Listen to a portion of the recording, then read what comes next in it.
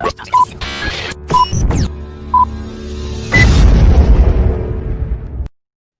morning, happy Wednesday. Welcome to Adam versus the Man. You made it.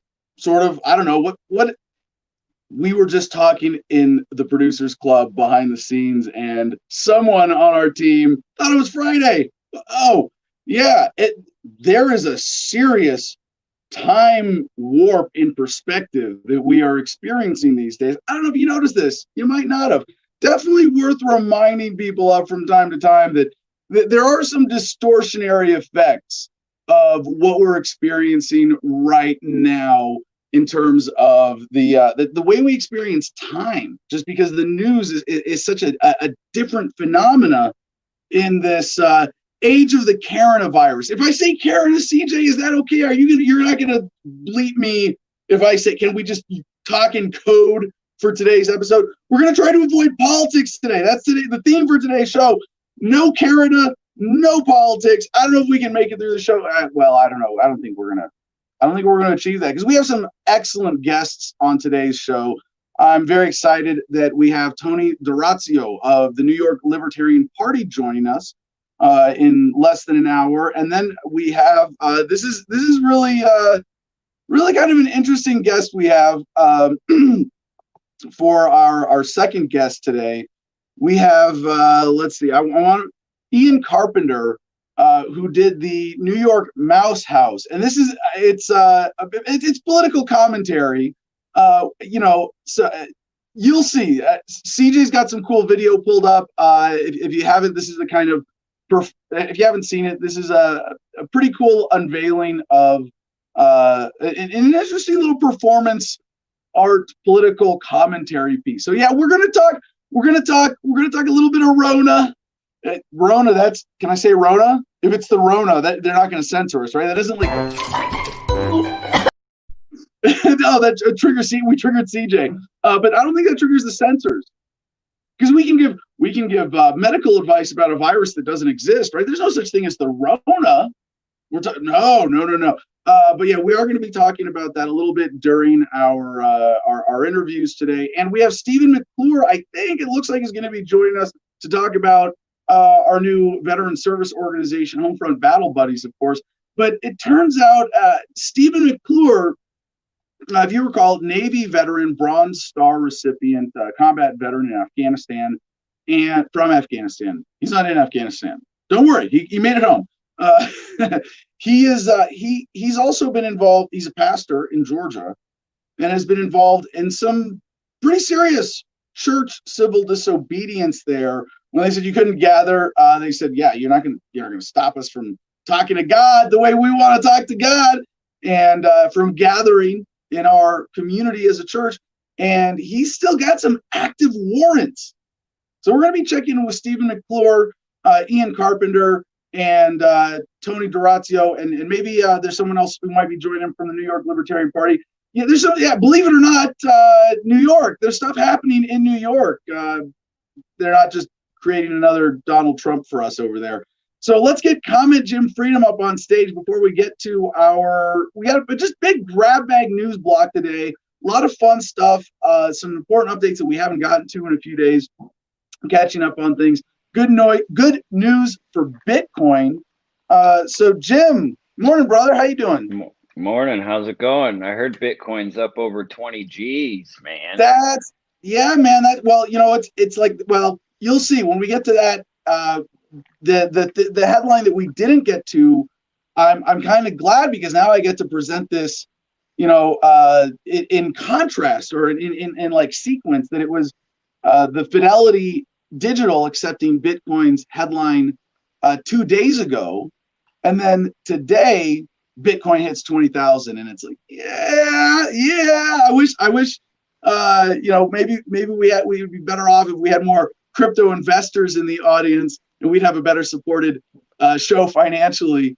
But that's okay. For those of you who want to support the show with crypto, hey, send me an email, send you an address. It's not that hard. We'll make it happen. We're getting more organized with that now that we have the website secured. Thanks to Mercedes, we've got some more options with the website. But yeah, taking donations in crypto Again, if we had an intern for distribution or a production assistant, whatever title you want, it's cool. CJ talked about this on the show yesterday. We want to get on more platforms. We want to get on BitChute and Brighteon and be able to get our content in front of as many people as possible. So if you want to help with that, please send me an email, adam@thefreedomline.com. And don't forget to go. Let's do our promos. There it is, adamversustheman.com. Down there. Go there, check it out. You can join us on Patreon if you follow that link to patreon.com/adamversustheman, where $10 a month you can buy your way into the Producers Club. And with that, you get 15% off and free shipping on all of our merchandise. Great store at adamversustheman.com. And if you're feeling consumerist and you just want to buy stuff, a great thing to buy is cigars. I like cigars. We have a partnership with cigarfederation.com. It's not Cigar Empire, Cigar Federation. And promo code Adam10, ADAM10 gets you 10% off your order there. So please check it out. MakeThemDebate.com, the other website we want to mention. Let's make a debate happen. Can't believe it's been so long since the last one at this point. And finally, follow the Garden of Freedom on Instagram at the Garden of Freedom. So Jim, now that we've got that out of the way, what's our audience have to say this morning other than first? Yeah, well, we got a good morning from Matt Baxley. We got a good morning from Adonbia Status. We got a hello and a good morning from Loki209. Our friend Peter Yaples coming in to tell us they have a big storm heading their way, 20 inches plus. Blessings to my friends and family that will be affected in New York. So I guess that's a lot of snow, huh? Just because people are too dumb to live somewhere that God doesn't want them to live doesn't mean they don't deserve our empathy. We got a story on that. We're gonna get a great way to round out 2020 if nothing else happens in the next 15 days or so. That's a lot of snow, man. That'd be crazy. Now, Jim, I don't know if you have any thoughts on this, but it's almost become cliche for me now saying we need an active and engaged audience to keep independent media productions going. And even just like when our numbers are so shadow banned and or censored, or the result of that, it really does help that for us to get online here every morning and be like, hey, people are watching, people are listening, people are tuning in and saying good morning. And Jim, as our co-host in connection with the live audience, especially, it is really cool that people show up and first thing in the morning. Good morning. Really appreciate that. Right, Jim? Yeah, it's cool. It's always cool to see who wins the morning battle for first comment. I like when it's some completely random person, because then it's like, oh man, our people are slacking. Our regular watchers are slacking. Ted Danson says, I'm sure he means this in the nicest way. Adam is the man. I don't think he's saying the man the way you are saying it when you're saying versus, though. Does that make sense? Yeah, we haven't had this kind of titular navel gazing for a while. But yeah, Adam versus the man. I can't even remember how we came up with that, but it was after my run for Congress in 2010 when we launched as a radio show that the brand was born. And I'm kind of surprised no one's really engaged with it a little bit more. Like the sort of 60s era, man, it's the man. The man's got you down. Screw the man. Stick it to the man. I'm surprised we haven't heard more of that, or people assuming that it has a bit of, I get that it has a bit of a leftist sort of etymological origin. But to me, the man is, a sort of nice way of abstracting authority as a whole, or the establishment. Yeah, definitely. I almost missed a good morning from Craig Doherty. Peter says even Jim Freedom is chilly this AM. I guess he says that because I'm wearing my beanie cap. It is a little bit chilly out here this morning. Nothing that I can't handle. Yeah. Nothing that anybody else in the country is experiencing. It's chilly in 60 Phoenix. Degrees. If it's chilly in Phoenix, man, something's wrong. Let's see. Yeah, something is wrong. You're damn right. I just got my new phone. I don't. Oh, there it is. Don't know where the weather app was. 52 degrees, man. That's crazy. That's it. I gotta go. I gotta go buy a thermal blanket or something. Just kidding. Loki 209 visited our sponsor. Smoked a few of those Punk Rock cigars from Cigar Federation. He says they're good. So we got a recommendation on the Punk Rock cigars. Awesome. Cool. Thank you for the plug. Homie the Clown was in a mission to bop the man. You remember that from In Living Color? Homie the Clown? Yeah! Oh, Homie don't play that. Wait, was it Homie the Clown? Yeah, Homie the Clown. Homie don't play that, right? Homie don't play that. Yeah, that's funny. Homie the Clown don't mess around. One more. Josh Cheeks is asking, how is Kokesh self-sufficient? So opening for you to talk about gardenia, I suppose. Yeah. Well, I wish I could say I was. I am sort of potentially self-sufficient here. More than the average, but not yet fully. Yeah. So solar power, like, what does it mean to be self-sufficient? Like, food, water, shelter, electricity, like that kind of thing. Well, for electricity, we got that nailed. We got a great solar power system, more than enough to meet current needs here. For water, we haul water, but we do have some minimal rain collection that we could set up. That's just not set up right now. But like, if oh shit, we lost access to the well down the road and the well in town, we do have a backup there. Not doing any real food production here right now. Got a great bird run, spaces for gardens, things like that. But it's sort of like in an emergency. If I got a pellet gun, and I got tons of rabbits all over the place. And even though I'm a consumer choice vegan in the sense that I will avoid purchasing animal products as much as practically.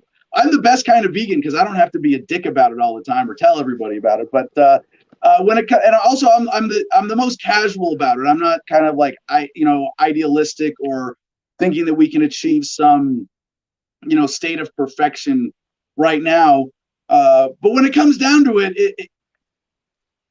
eat an animal or die. Yeah, if it's them or me, it's gonna be them. I'm gonna live, and so that's sort of my emergency food backup. Shelter, we got more than covered here. Fuel for heat, we got tons of firewood everywhere. It's one of the things I love about this area and the trees. So does that answer the question about what it means to be sort of semi self-sufficient and hypothetically self-sufficient capable here? Mm-hmm. Yeah, definitely. That explains pretty well where you're at for them.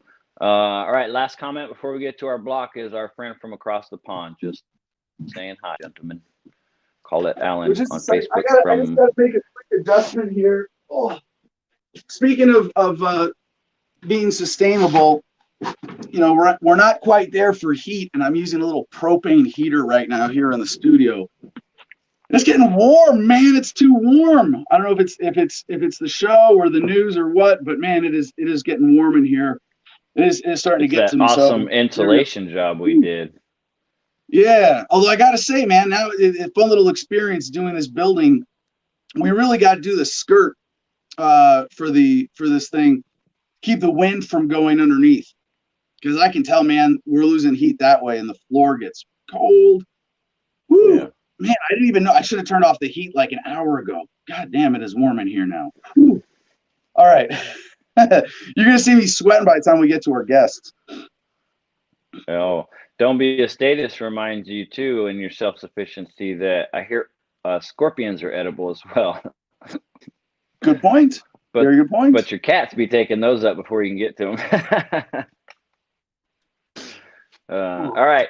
Let's get to for those of you that don't get the reference, I believe I have the only video on the entire internet of a cat catching and eating a scorpion alive, and you can find that on the Garden of Freedom Instagram page and my YouTube, although we're not using it anymore.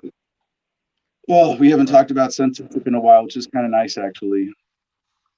It's a good video too. You see him just put it in his mouth, and you see the scorpion's tail out here like this. The cat's just like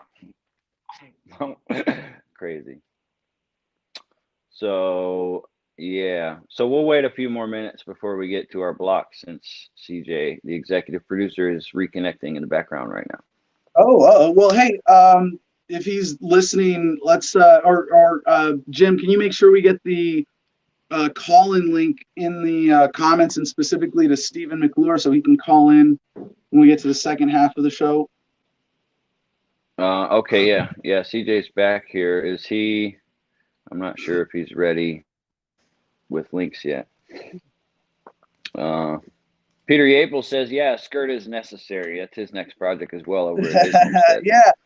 Yeah, Peter was a big part of the inspiration for getting buildings this way as a shortcut, and it's kind of a weird compromise for me. I have mixed feelings about it.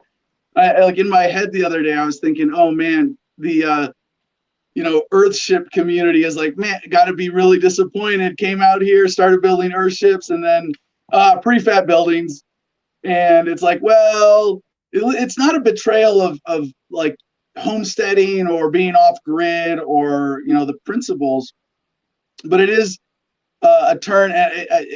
I'm kind of giving up on. I don't want to say giving up. That's not the right word, but for certain applications, I don't think getting away from the concept of thermal mass buildings. And it's tough. It's a weird kind of compromise for me to have to make here. It's like I said, I have mixed feelings about it, but we have a house coming, so I'm very excited about that, and we're going to be building that out as well. Oh, okay. So I'm going to send a link, no kidding, to Stephen through Telegram here, and he's going to be ready, so you guys don't have to worry about that. Is CJ ready? I guess CJ's back. So should we get into our block? We got good news for Bitcoin to start things off. Okay, yeah. Sounds good. Let's get it. All right. To kick off our not politics. Oh, now I'm visually frozen. Interesting show so far today. All right. So our first headline today comes from news.bitcoin.com. Very excited that we're getting this from our friend Roger Ver's website, and he is a longtime champion of cryptocurrency and freedom, and especially monetary and financial freedom, obviously. And so this headline, I mean, they got to be cheering over there. This is a pretty significant breakthrough for Bitcoin. It's not the biggest. It's not like, oh, we got the killer app and crypto's as practical as the dollar now. No, we're not quite there. And you think about that bigger picture, like what would it take? It's just a matter of programming and adoption. We don't have to invent anything more. We don't have to, come up with any crazy new ideas to take crypto to the next level. And even a breakthrough like our first headline here is enough to, as you'll see, radically affect the market as a whole. So the headline from Bitcoin.com is Fidelity Digital to accept Bitcoin as collateral for cash loans. And when I saw that, I was like, I mean, first, I don't understand. And I'm happy to admit, like, I'm not the expert who immediately reads a headline like that and gets all the implications. Because why would you use cash? I mean, Bitcoin is, why would you use money as collateral for a money loan? How is that even possible?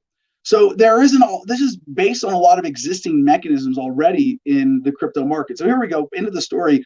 Fidelity Digital says it will allow institutional customers to pledge Bitcoin as collateral against cash loans in partnership with BlockFi. The firm's decision helps Bitcoin investors turn their digital holdings into cash without selling. Fidelity's targeted clients include hedge funds, crypto miners, and over-the-counter trading desks. So this might not be something that is like immediately available to the average user or investor in Bitcoin even. But what this represents is a significant change in what Bitcoin is capable of financially, that you can say, I've got Bitcoin, loan me money against it. Now, in order for how how can they do that? Like this, what really got my interest going with this story was thinking about Bitcoin as collateral.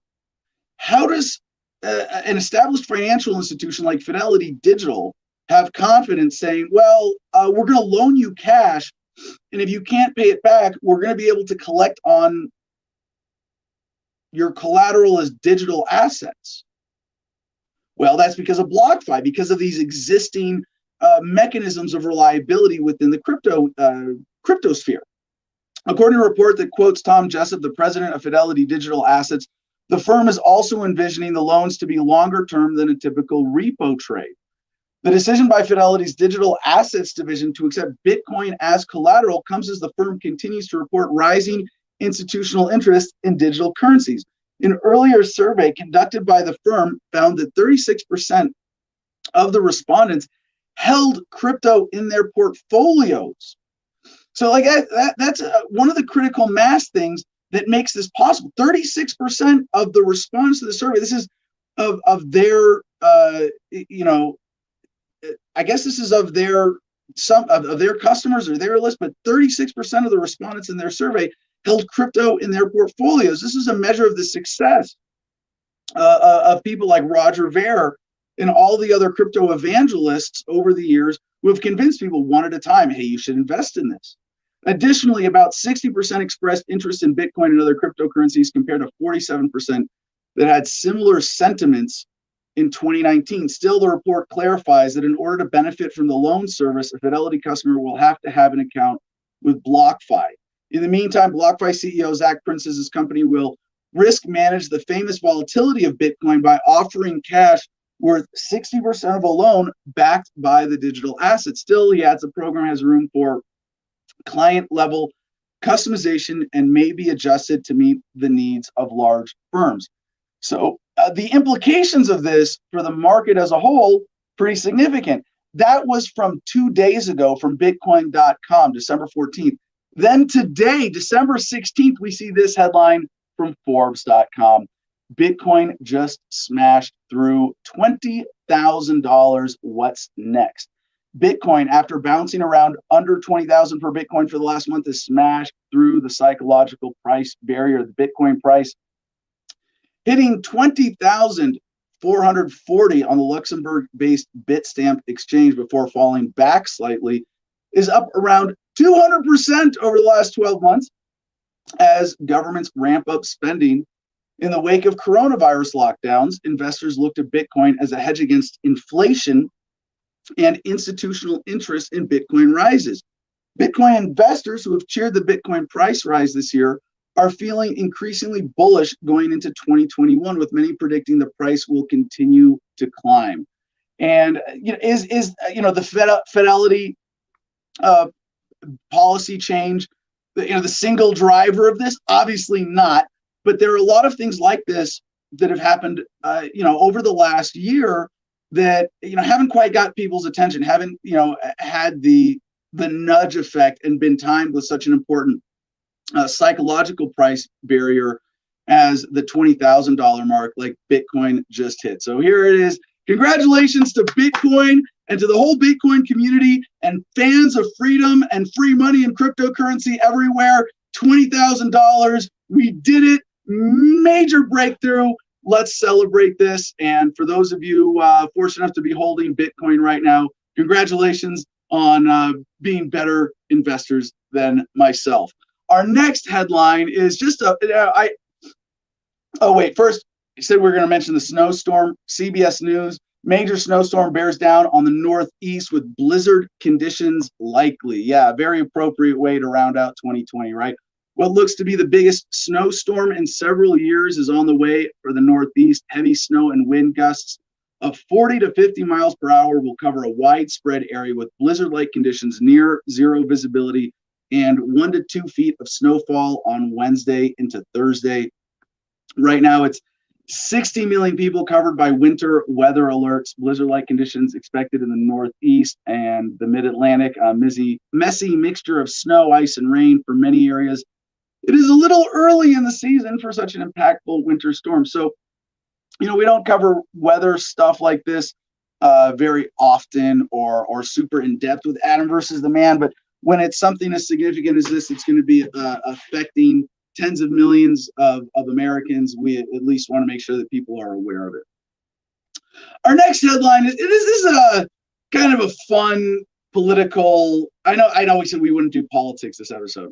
Daily Mail has this headline: San Francisco to rename Abraham Lincoln High School because former president did not demonstrate that Black Lives mattered to him, as woke renaming committee also takes aim at Democrat Senator Dianne Feinstein and Teddy Roosevelt.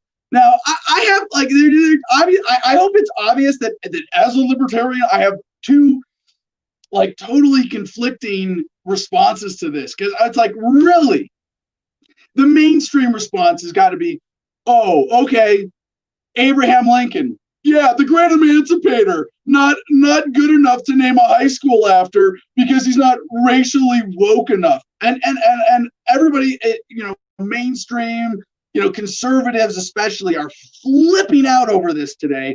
Oh, look, the left has jumped the shark. The woke police are out of control. All the typical silly talking points. And they're totally right. This is of all the things, and I get it that there are reasons, there are legitimate reasons to change symbols. Although I like to say I'm kind of like George Carlin on this one. I prefer to leave the symbols to the simple-minded, and in that sense, this is not. You want to help people who are suffering.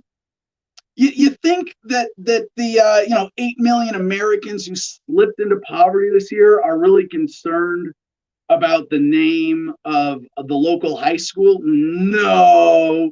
But here's the thing: a lot of the conservatives who are freaking out about this seem to be missing the important historical revisionism here that I'm a big fan of. Like, this is really an important part of American history, and this might be one of those esoteric, libertarians got to revise that and got to well, yeah, because the mythology of history being rewritten by the victors, right? The victors write the history.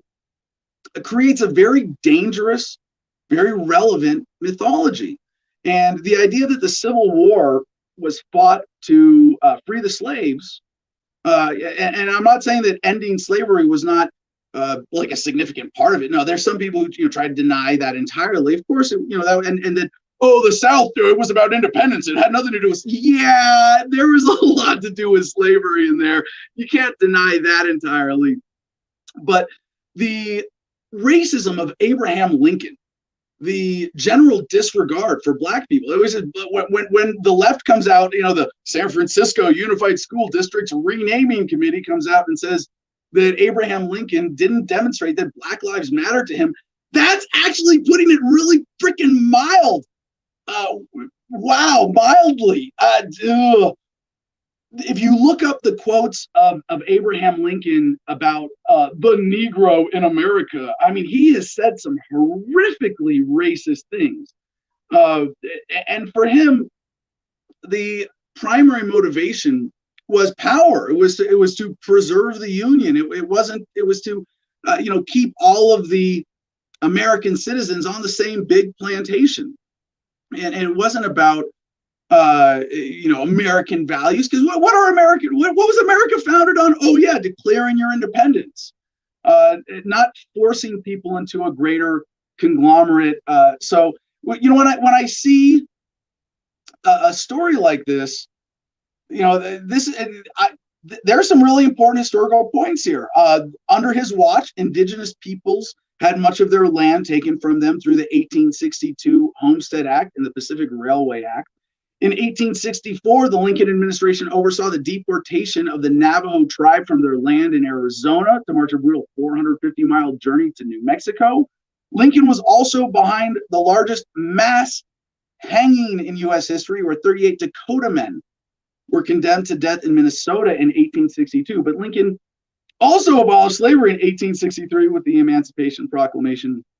So they're going to rename 44 of the 125 schools in the San Francisco Unified School District.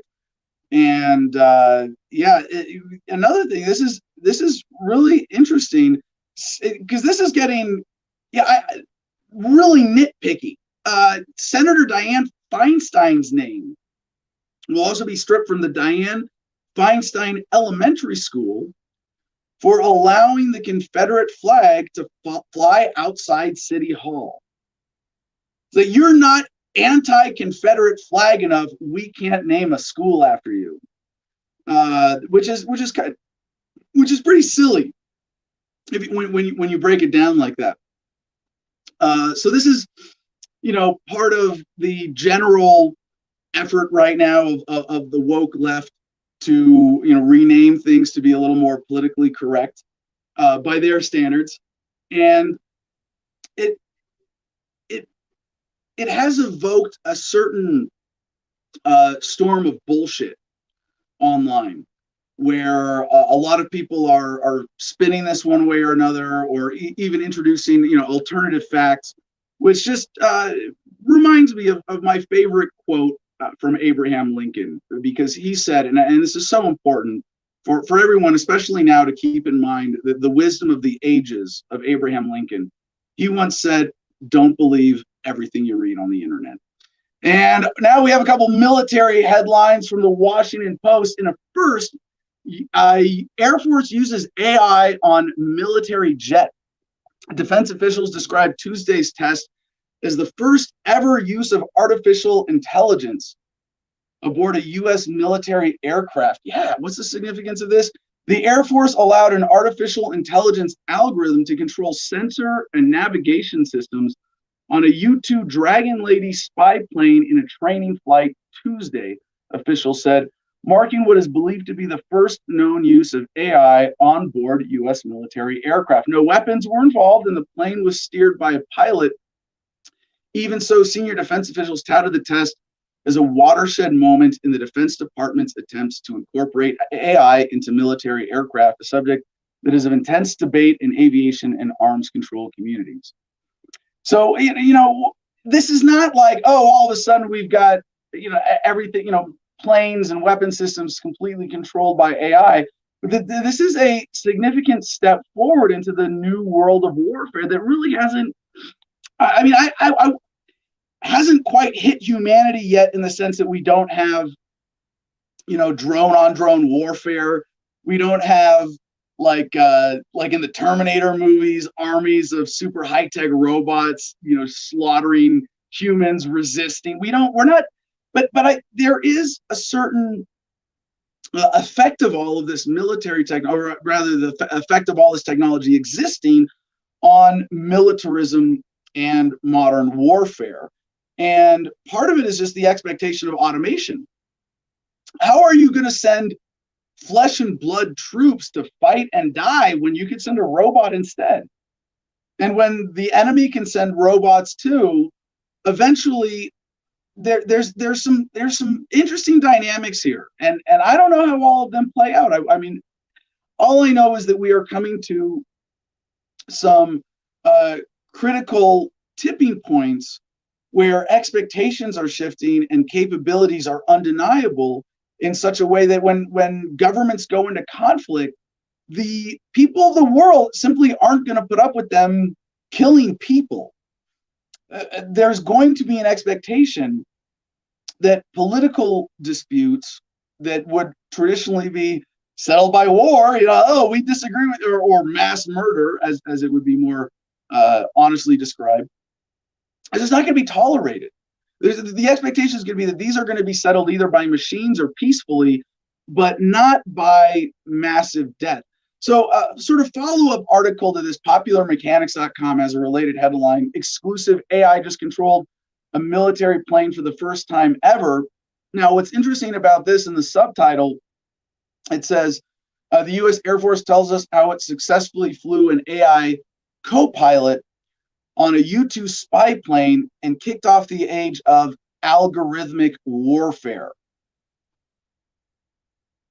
Now, if you're familiar with our history of censorship here on Adam versus the Man, and the significance of the way that word algorithm is used I think most often in common conversation today around social media, it's kind of a trigger word.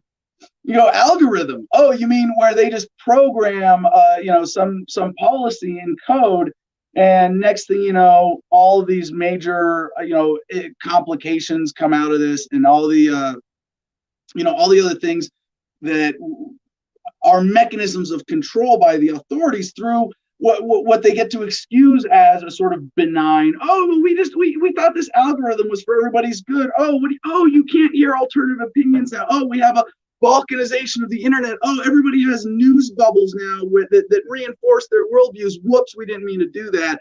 Similarly, with warfare by algorithm, we are vulnerable to similar manipulations. So, where is this going? It's not hard to imagine weaponized drones of the kind that are already kind of commercially available, right? You can go for $1,000 buy what is it that Jim has, a Mavic 2 or Mavic Pro, whatever it is, and you get a very capable drone with everything you expect it to be able to do.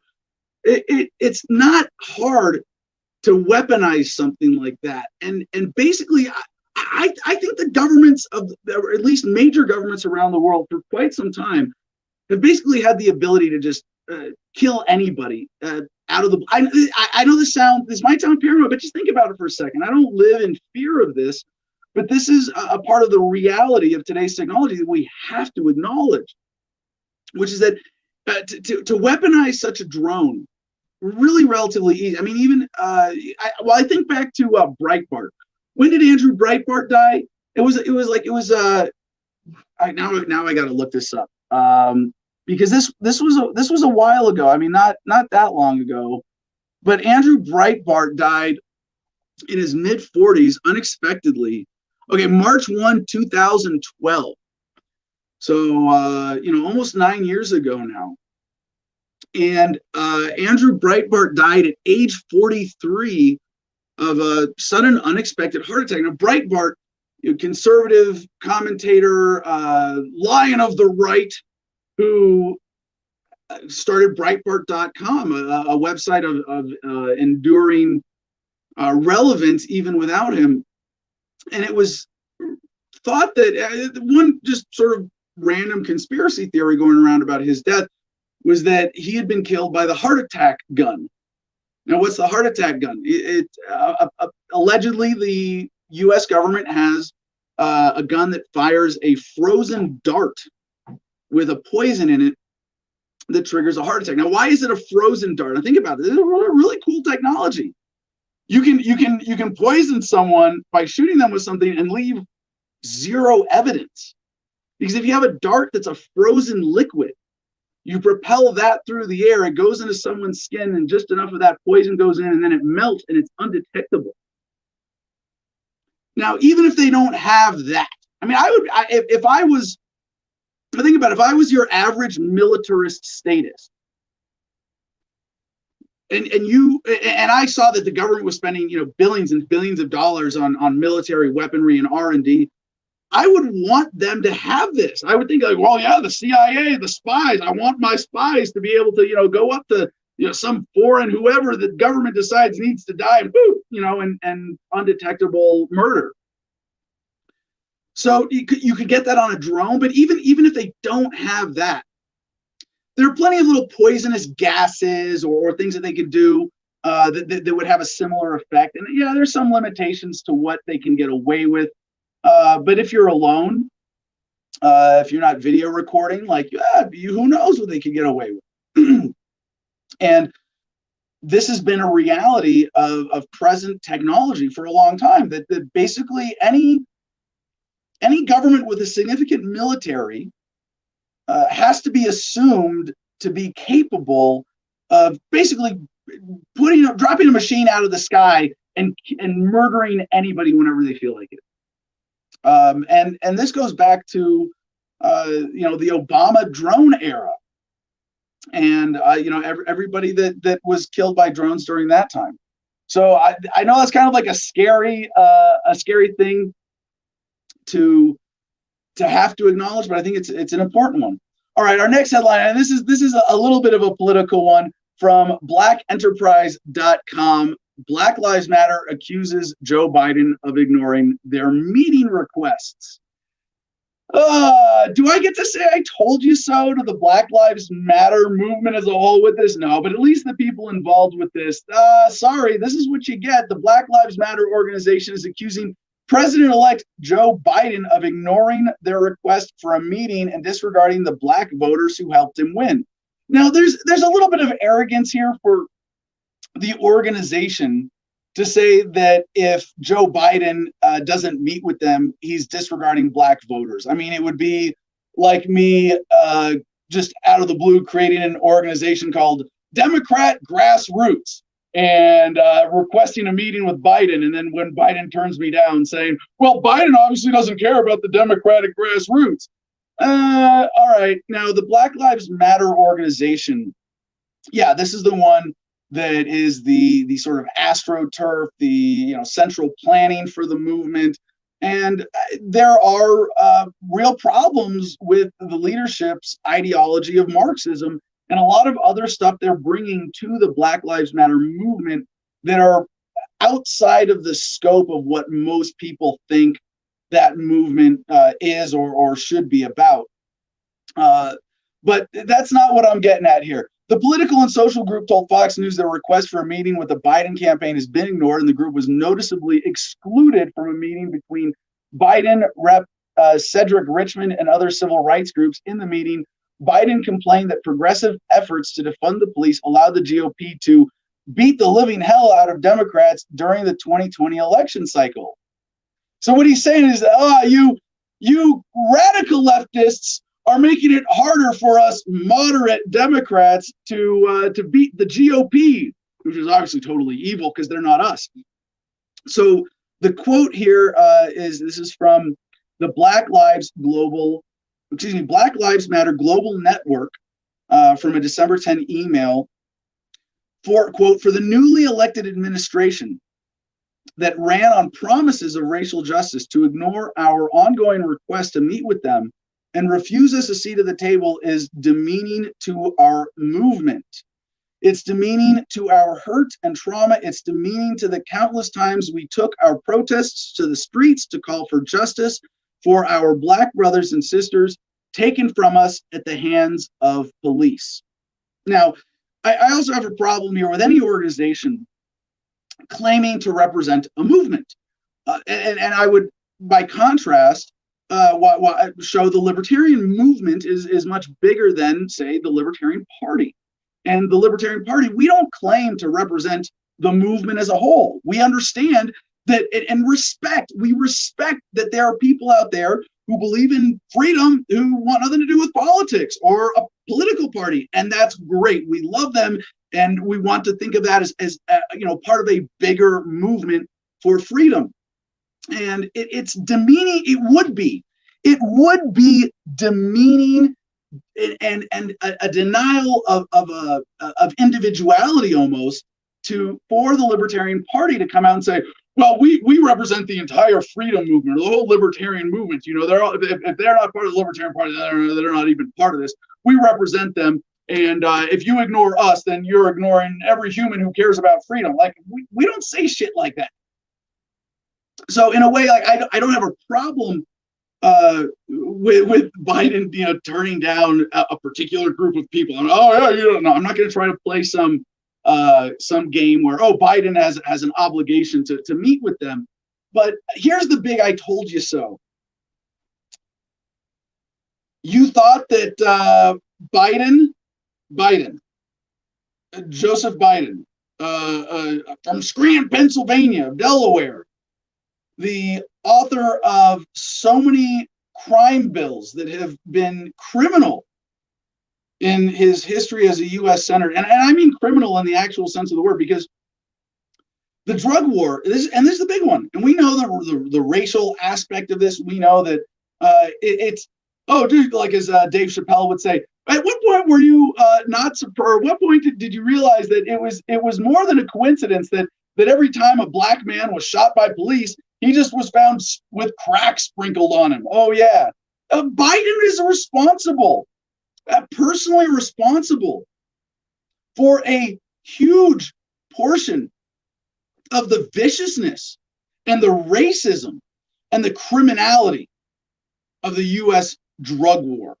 And it's not a war on drugs, it's a war on drug users. And here's the criminality. It's not just that it's racist, but that it's fundamentally criminal because these are victimless crimes.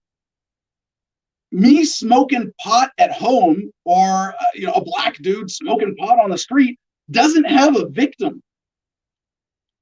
But when a cop goes and arrests you for a victimless crime, kidnaps you, cages you, threatens you, that cop is a criminal by the natural law, by ethics.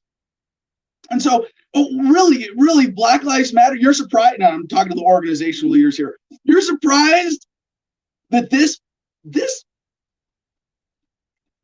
words I shouldn't say on the internet, that this guy, he's ignoring you?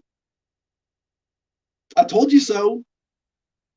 And this is for all the other people on the left as well who are part of the Black Lives Matter movement or supporters. And in that sense, I'll say I'm part of the Black Lives Matter movement because I believe in the core message.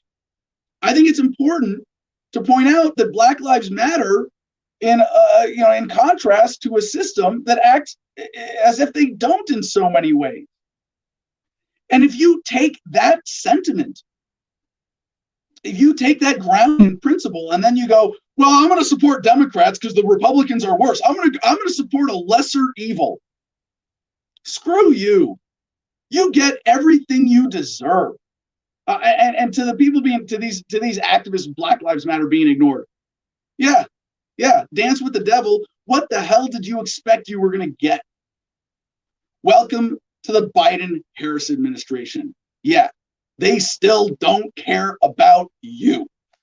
Now, a related story from minpost.com. Police say seizing property without trial helps keep crime down. A new study shows they're wrong. Yeah, civil asset forfeiture laws are frequently justified as tools to seize millions from kingpins. A new study reveals the median amount taken is as low as $369 in some states. And by the way, we also saw recently an important milestone passed with civil asset forfeiture in contrast to robbery or burglary by citizen on citizen as opposed to police officer on citizen. The cops stole more from the American people in 2019 than burglars did. Yeah, we crossed that point. And it's just a new shakedown racket. Then you want to call it the new Jim Crow? It like all things in law enforcement, minorities are, or not all things, most things in law enforcement like this, minorities are disproportionately negatively impacted. And this is just a continuation of the shakedown racket. If you're not allowed to own property, you're not free. And if you're black in America and you can get pulled over for driving while black, and then a cop can say, well, you got cash on you, I'm taking that because it might have been used in a crime. Well, yeah, you're definitely not free.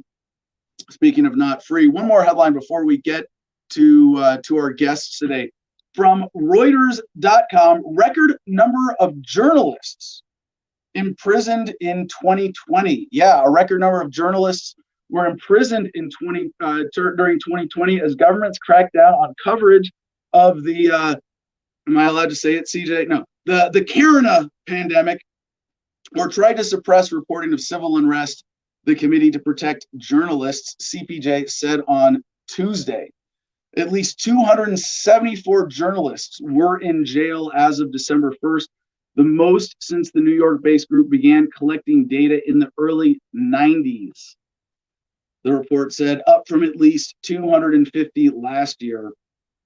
Protests and political tensions were the cause of many arrests, with the most made in China, Turkey, Egypt, and Saudi Arabia. Amid the COVID-19 pandemic, authoritarian leaders tried to control reporting by arresting journalists. At least 2 journalists died after contracting the disease in custody, the report said. Now, how much do you want to believe that?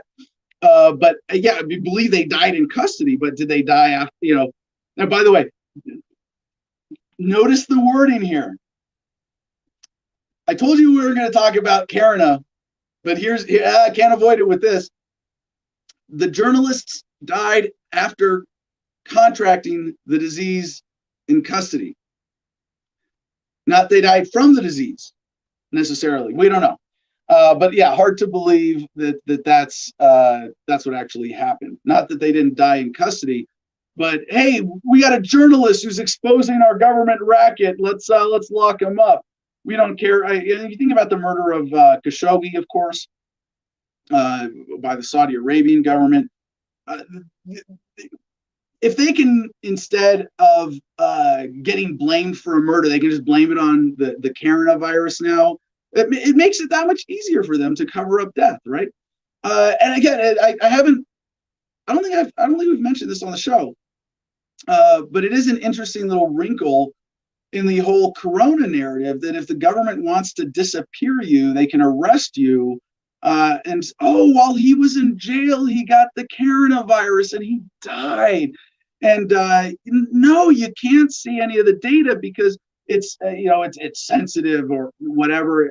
They now have another another tool in their bag to hurt people.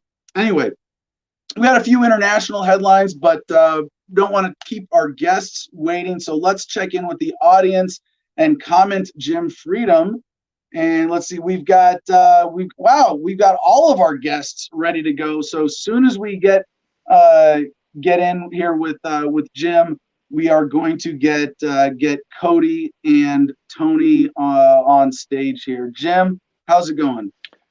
It's going well. Since, as you pointed out, we got all three guests backstage waiting patiently, I'll make it pretty quick with the comments on each topic. Elizabeth Coquillard, while we're at it, let's rename all JFK schools because he was a womanizer who had fondness for amphetamines.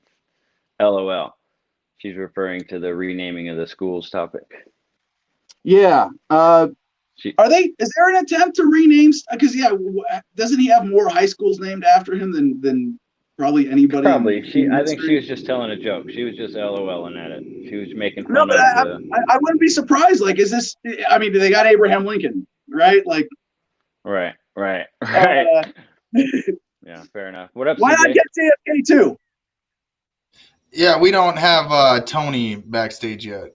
Oh, okay. So we want to make sure we have Tony. We have Cody, Ian, and Stephen McClure. Okay, excellent. Thank you, CJ. Yeah, please send me a note in there as soon as we get. You guys know who's going first and whatnot. Don't be a status. Yeah. Go ahead. Sorry. No, we're getting Tony and Cody first going to New York. Oh, okay. All right. Well, Don't Be a Status chimed in regarding the AI topic. He was asking if Skynet's online now. Is that what that means?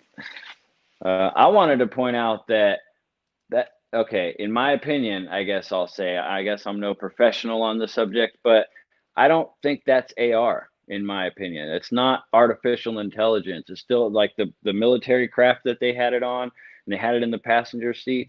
It's all programmed to do what they programmed it to do. Yeah, they programmed it to do a lot of stuff and to analyze and this and that, but it's all programmed. It's not thinking for itself. That's what makes AI is its own self-awareness and its ability to adapt to things that it doesn't know. If that plane that they're flying came across something that it wasn't programmed to recognize, it would just say not programmed to recognize it, and it wouldn't do anything, and they would have to readjust it and fix everything. It wouldn't be able to learn how to deal with that because it's not actually artificial intelligence. At the moment artificial intelligence actually becomes real, there would be no way for us to back it off. It would put itself into the internet and the web of things and create itself in different fashions, I don't know. I just feel like we call Siri artificial intelligence, and it's not. Well, I mean, it's a bit of a definitional argument here. Let's examine that first real quick. Is that a standard definition of artificial intelligence? or can we use can the term be genuinely used more broadly to, like, I mean, could I say that my phone or my laptop are artificial intelligence?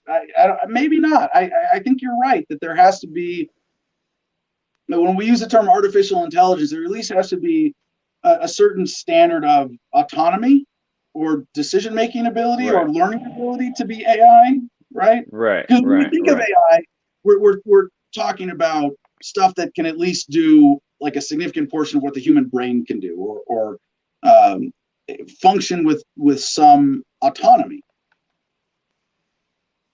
Right. And thinking for itself. Like the main trick is when it comes across something it's not programmed to understand.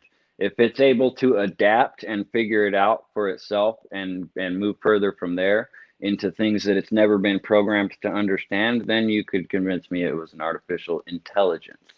You know what I mean? Mm-hmm. Artificial meaning created by another source, by us, but I don't know. It's a fine line. You know, like I said, I'm no professional on the subject. I know technically maybe it is, you know, because it's not real intelligence, it's artificial intelligence. So, you know, Siri kind of is in that respect. But what I'm saying is the way what people are thinking when they say artificial intelligence is what I'm getting at. You know, they think of the Terminator movies and the robots thinking for themselves, and the show, no, not Minority Report. What was that TV show where there was the artificial intelligence's person of interest? Have you ever seen that show? No. Oh my God, dude. If you like artificial intelligence at all, watch that movie and you'll see what I'm talking about with artificial intelligence. You know, this is a computer that watches everybody through every camera all the time. And then the computer calculates different people's levels of risk based on all of their lives. You know what I mean? And the machine sends people out. Well, this guy's about to, you know, murder his wife because of all the millions of circumstances that led up to that. And this artificial intelligence was able to analyze that and predict it or whatever. Anyways, we're way off topic. We should let's check on. Well, first, producer question here. Apparently we have Cody, and I misspoke earlier. Cody is the chair. Tony is the first vice chair and former chair of New York LP. But should we go ahead with just Cody then? Yeah, I mean, we can. I only had Tony's email. I found him on Facebook and sent him the link that way. Got the generic standard. Thanks for messaging me. I'll get back to you as soon as I can. So hopefully he can get that. All right. Well, let's unless Cody wants to object and wait for Tony, I say we go ahead and get Cody on and cover this. Yeah. Sounds. All right. Ladies and gentlemen, joining us today from the belly of the statist beast, that's New York, representing the Libertarian Party of New York, Cody Anderson, the chair of the Libertarian Party of New York, joins us to talk about their recent press release to oppose the Assembly Bill 11179 mandating COVID-19 vaccinations. Cody, thank you so much for joining us this morning. My pleasure, Adams. Thank you so much for having me on. I really appreciate it. So where in New York are you exactly? Are you unfortunate enough to live in the belly of the belly in the city? Absolutely not. I live in rural Columbia County, which is 2 hours, a little over 2 hours north of New York City, and it's right at the end of the Taconic Parkway and about 25 minutes southeast of Albany. So I'm sort of I'm very close to downtown Albany and just a 2-hour drive from Manhattan. My county is undergoing a big change right now.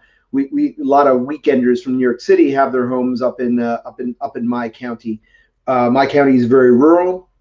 It's been traditionally red. It also has an Amtrak stop, so down in Hudson, which is the county seat. So they've been they've sort of been a more sort of a more liberal part of the county. Now with COVID, the real estate market has gone insane. Everybody from New York has essentially moved up to my county, And over the years, the dynamics has been shifting a little more to the left, and I think this is sort of the bullet in the head of so to speak, of Columbia County going forward. So there are always there. Libertarians should not use head analogies, just generally speaking, Cody. But we are because odds are, if there's a firing squad situation on the horizon in America, we're going to be on the wrong end of that one, if anybody. You could very well be right. We're fortunate in that we have in my county, the firearms regime is very pro 2A for now. That could very well change in the near future. We have about 60,000, a little more than 60,000 people in my county. There's definitely a more rural character to it. Unfortunately, increasingly, it's becoming an us and them sort of situation now that a lot of the folks from downstate are moving up to our county. You're seeing a lot more. Of I'll just say the liberal sensibility moving in, and there's a lot of what you saw nationally is exactly what's going on in Columbia County. So it's how goes Columbia County goes the nation, or something like that. So do you refer to that as the slightly more libertarian or slightly less statist part of New York? Okay, so you're not in the city. You're at least I hope in a place where you can escape some of the worst of the coronavirus policy. But what's really scary on the horizon now for New York is a lot of this stuff is happening at the state level, as with this bill. And this is Assembly, as your press release says, Assemblyperson Linda Rosenthal recently proposed Bill A11179, currently in committee, which would mandate delivery of the COVID-19 vaccine to New York state residents. This is the worst of what might come out of this whole coronavirus crisis, is that your physical autonomy is, they don't even pretend to respect it anymore. You don't own your body. We own your body. We decide what goes, not what, just some things we don't want you to put in it, but no, we are going to force you to accept this into your body. That's a pretty scary possibility. Cody, why is this so important to oppose with a press release and make an issue for the Libertarian Party of New York? Because government mandates never work. They infringe on the very natural freedoms that we have to self-ownership, and I think it's essential, that we recognize private employers like hospitals, who employ the healthcare professionals who are on the front lines of the COVID pandemic. Private employers do have a right to require their employees, as at-will employees, to vaccinate themselves, as folks have the right to not want to do that, and unfortunately, make a choice between their job and getting vaccinated. But for the government to mandate vaccination is complete. It's morally and legally wrong. Now, Cody, how likely is this to pass? And I know that's a big. Excuse me to elaborate on this question for a second, because in New York City, we see, I jokingly refer to it as the belly of the statist beast, but that's not a freaking joke for people who live in New York City, where there really is some scary level of enforcement always at play. I mean, this is the place where they killed Eric Garner for selling Lucy cigarettes. This is where stop and frisk became notorious. Broken windows, the whole 9 yards, right? Yeah, I mean, this is the worst of policing in America. But do you think they're actually going to succeed in going this far, or is this just some sort of a threat politically? Here's what I'm going to tell you. I'm going to tell you that Governor Cuomo, who now rules by fiat, because the legislature has abdicated its legislative authority by law. They've abdicated it to the governor. The governor has issued a series, and when I say series, I mean hundreds of executive orders since the legislature abdicated their authority to the governor. So by that, when you say abdication, is the mechanism you're referring to COVID state of emergency declarations, things like that? Correct. Okay. And essentially, you know, it's like the Blues Brothers. You know, locust, flood, earthquake. There's a long list of volcanic activity. Like literally, if you read the statute that the legislature passed, there is any number of situations, including pandemic, that the legislature has essentially permitted Governor Cuomo to to issue an executive order in lieu of the legislature and with the power of the legislature, to pass any law or edict he wishes. And this is a real problem. And somewhat ironically, there's a Democratic socialist in New York City when this law was passed. They actually voted against it, saying a DSA candidate that basically said this law is a bad thing. when the socialists say that executive ruling by executive order is a bad thing, it's probably a bad thing. Sorry, go ahead, Adam. No, I love the way you point that out. And as your press release points out, I think there's an even deeper contradiction here with the vaccine or the idea of a forced vaccine. As you are quoted, it says, "We demand that legislative leaders be principled when they claim my body, my choice. They Correct. Must not pick and choose." That's right. This is the thing, right? This has been the rallying cry with respect to abortion rights specifically, Right. which again is absolutely falls under the right to self-ownership. You can agree with it or not, but in the end, if you believe in self-ownership, it is my body, my choice. Is that they cannot simultaneously be pro pro-abortion rights and then also pro-vaccine mandate. They cannot, or anti-health freedom in any way, or anti-drug freedom, or anti-personal ownership. Correct. And it's as long as we're grabbing on this third rail in New York, talking about abortion, this argument, my body, my choice. Now, and by the way, I fall on absolute libertarian principles here, and that you own yourself. Every human being owns themselves. A pregnant mother owns herself.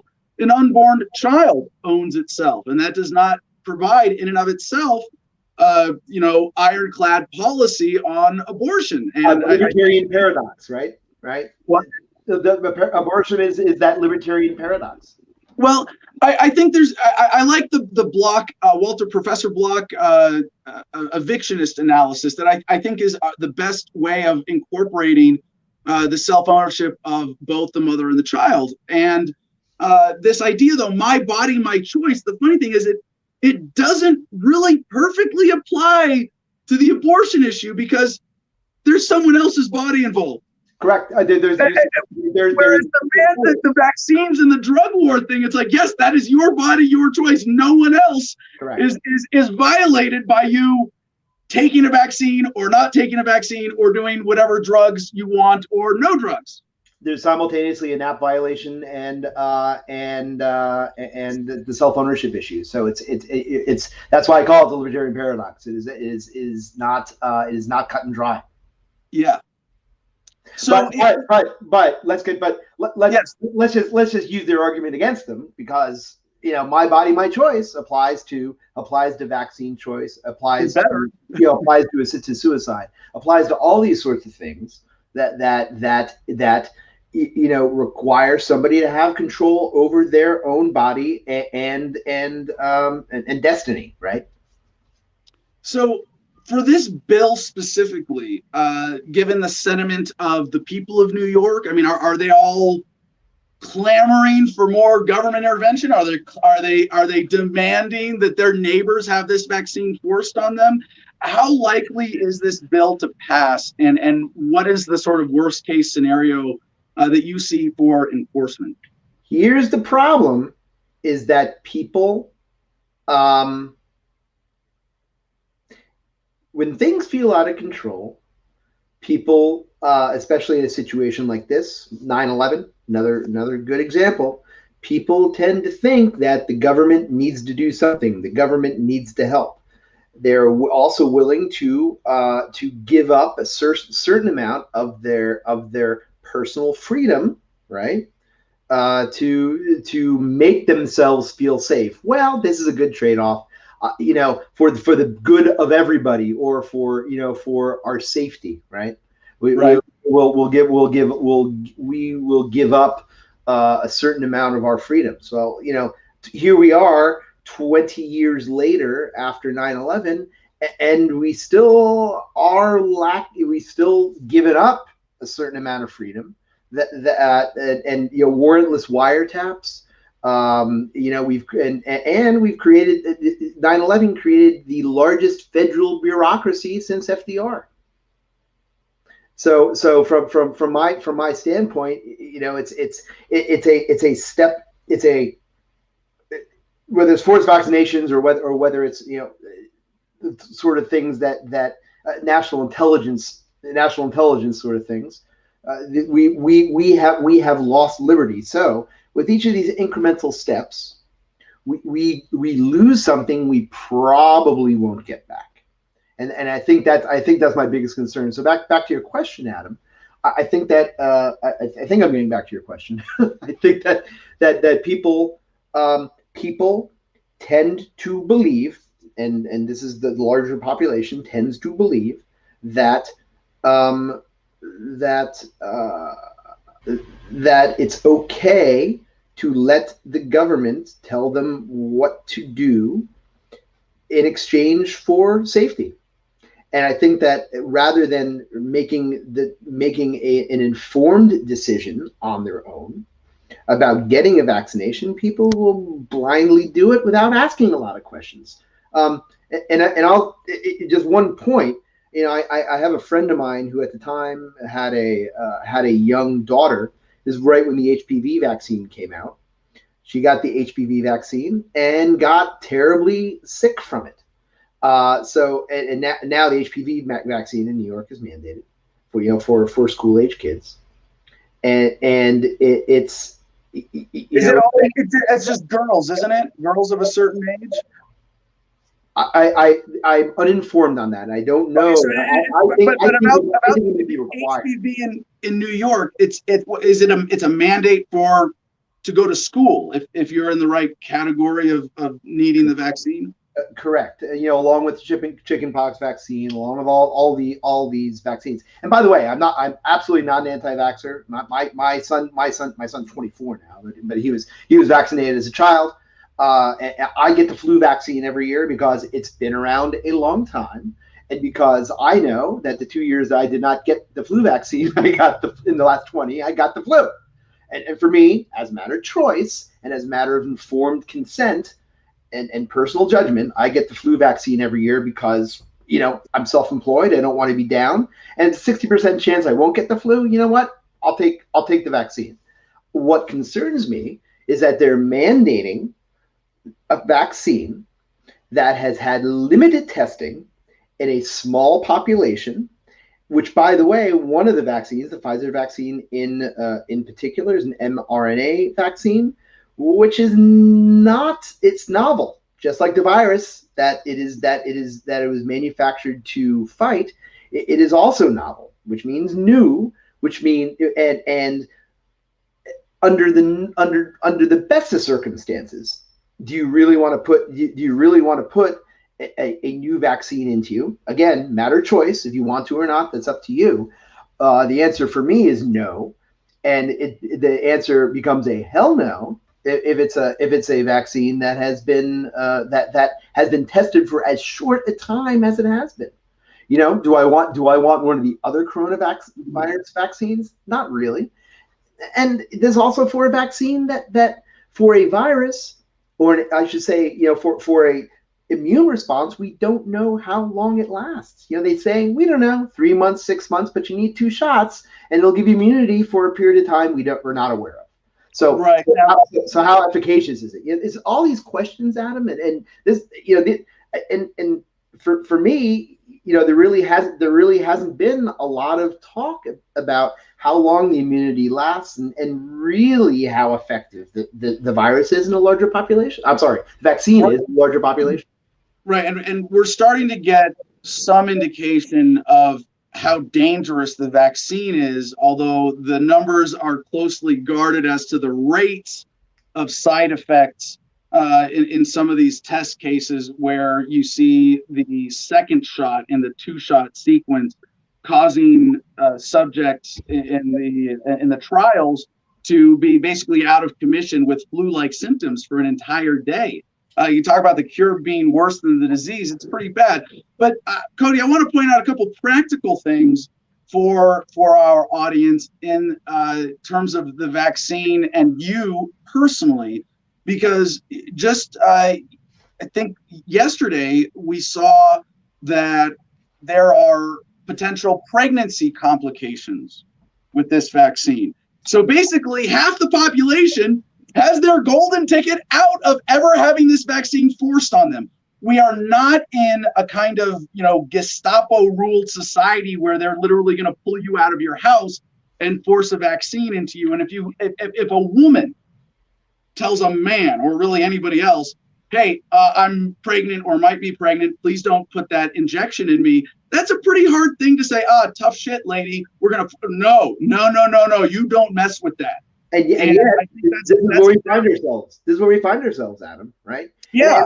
And I'm not. And look, I don't want to wade into the science of herd immunity and things like that. Right? Right. I just don't want to. My bottom line is that I cannot make an informed choice about whether or not to take this vaccine. Just based on that, I absolutely do not want the government or anyone for that matter to tell me that I have to take it. Right. So I want to make sure that everybody in our audience knows there is still going to be a way out of this. Even with the New York City legislation, there's caveats and there's some silly language in here, as you mentioned in your press release. It's very Weasley. It's very Weasley language. And right, it basically says, unless a panel decides and things like that, and it basically says we'll decide what's good for you. It does say the only exception allowed would be for a medical restriction verified by a licensed healthcare professional. There are problems with this, and even with mask mandates. You know, if someone says you need to wear a mask here, you can say, I have a medical exemption. They say, what's the exemption? Hey, screw you. That's my privacy. I don't have to tell you. And it's going to be, similar with the vaccine, I hope, and in terms of being as easy to opt out of. But Cody, here's my bigger concern with this, is that it's really not about achieving forced vaccination as direct, blatant policy. Because there are a lot of other ways that we're going to get bullied into this and forced into it indirectly, where if you work for a company that has a government contract, well, we're not forcing you to get the vaccine, but if you're going to work on a government contract, you're going to have to meet these standards, as is already the case. Or you're not going to be allowed to fly, or get a driver's license, or go to the DMV, things like that.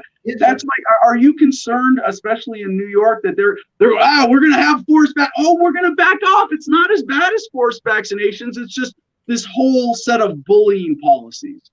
Right. No, absolutely. And that comes down to, were you required to go to a movie theater? Ticketmaster has already said, we're gonna put our Thank you. Our proof of vaccination or proof of antibodies or whatever it is into our Ticketmaster app. What are they going to? It's going to become or has the potential to become a papers please regime. Yeah, I mean, if we're not already there in so many ways, and this is why I'm so grateful for your work, Cody, and everybody else. Tony, who helped set this up, and your member, you're one of your better activists, Peter Yapel, who we stole for the Arizona Libertarian Party. The website lpny.org. Cody, what else do you want people to know about how to get in touch with y'all and the party? And why they should be involved with the LP. Well, by all means, go to our website, subscribe to our email list, please. We're sending out regular missives now. Please. You may also be aware we have an ongoing ballot access battle here in New York. We have a federal lawsuit that we're fighting in conjunction with the Green Party of New York to fight the unconstitutional ballot access thresholds for petitioning and petitioning thresholds that the governor again passed under cover of COVID in early April, tacked it onto the budget. So we're fighting those in court currently, and we certainly could use anyone who is liberty minded and is concerned about or even concerned about voter choice. I would encourage them to donate to our cause at lpny.org/donate. Awesome. Thank you so much for joining us and for all you do for the party, Cody. Adam, thank you very much. Appreciate you having us on. Thank you. Oh, and hey, Peter with a comment. Hey, Cody, good to see you. There's Peter. Hey, Peter, thank you for setting us up. Thank you. All right. Our next guest is Ian Carpenter with the New York Mouse House, a very interesting art installation project. And I mean, this is I really got my interest. Ian, welcome to the show. How are you doing this morning? Super good, Adam. Thank you. How are you? Excellent. Where are you calling from? I know you're doing well. Where are you calling from this morning? Right now, I'm in New York, and I'm about 15 minutes from New York City, across the East River, in a place called Astoria, New York. All right. So, Ian, tell us about the New York Mouse House and what was the inspiration for this? What's the point? It comes, at some point I saw a cartoon of Ron Paul lifting up the Capitol building and looking under, and there were snakes and rodents and eels and I was really taken at how effective the cartoon was, or the illustration, the drawing. I really got it right away, and I think it said, it's an earthquake, it's a bomb, no, it's Ron Paul. And so I'm taken by things visually.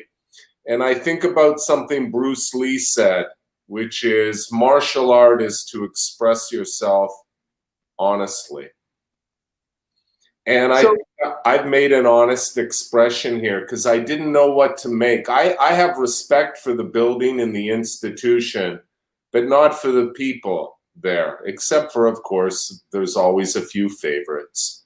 But I didn't know else how to say it, Maybe I thought I'm going to replicate the building with a giant model and fill it with rats. And it was a long process. I had to work with exterminators and pharmaceutical companies that sell real rats, rat farms, PETA, to make sure that I didn't break laws and that I was humane, that I am humane.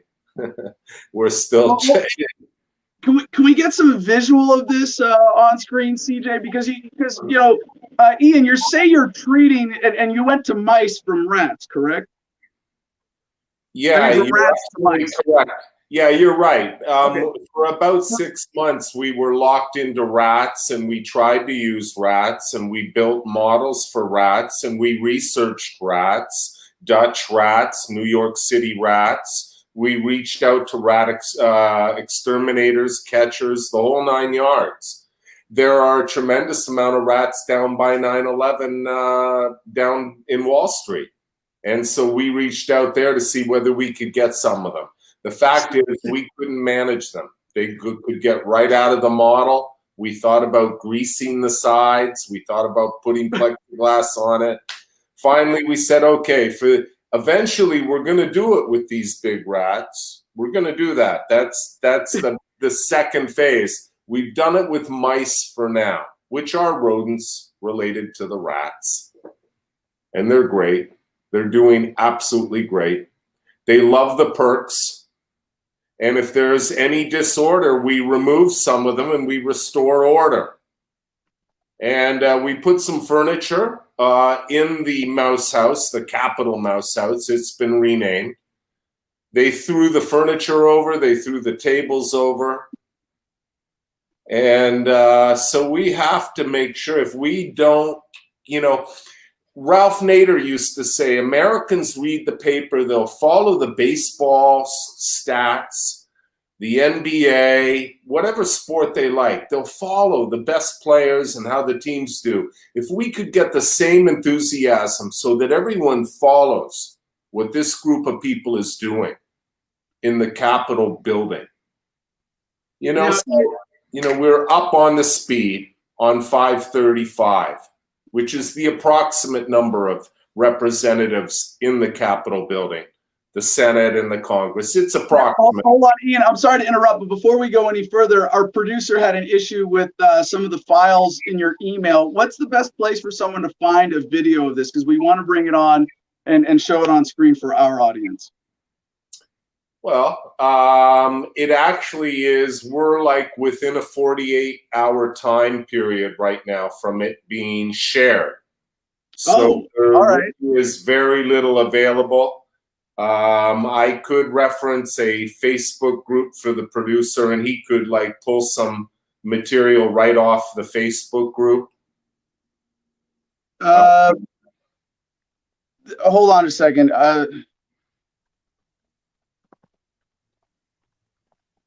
I think that the Marcus and the producer have some JPEGs and a little bit of video.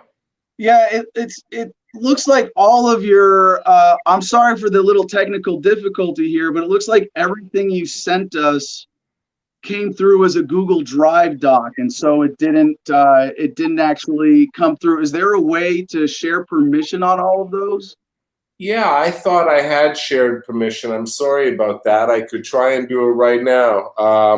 Sorry about that. Yeah, if it's easy, I hate to interrupt, but this is so visual. I want to make sure that this is included. It's a producer at thefreedomline.com. I think you shared it with myself and Marcus, our guest booker, and our producer right now. I'm sorry we didn't have this set up in advance. Isn't able to access that. All right. Well, let me kind of catch up to speed now. I think I have an email coming in right here. Open sharing settings. Okay. Yes. So here we go. Okay. He probably requested it when I forwarded it to him. Yep. Great. And Great. Let's see if I can get it here. And I think it's just a send right away. So it looks like the steps been taken to share it with the producer. Could you? All right. Could we? CJ, let's see if we can get that video up on here full screen. Yeah, I did send a video, at least one, and a few JPEG photos, I think. Yeah, go ahead and CJ, go ahead and get some of that up on full screen here. Yeah, I think it went to the Abernathy. Yep, that's it. That's our producer, CJ. And let me know if I didn't do it right. I'll just check it again if I didn't. CJ, you had that video up part full screen. Can you get that full screen for just a second here?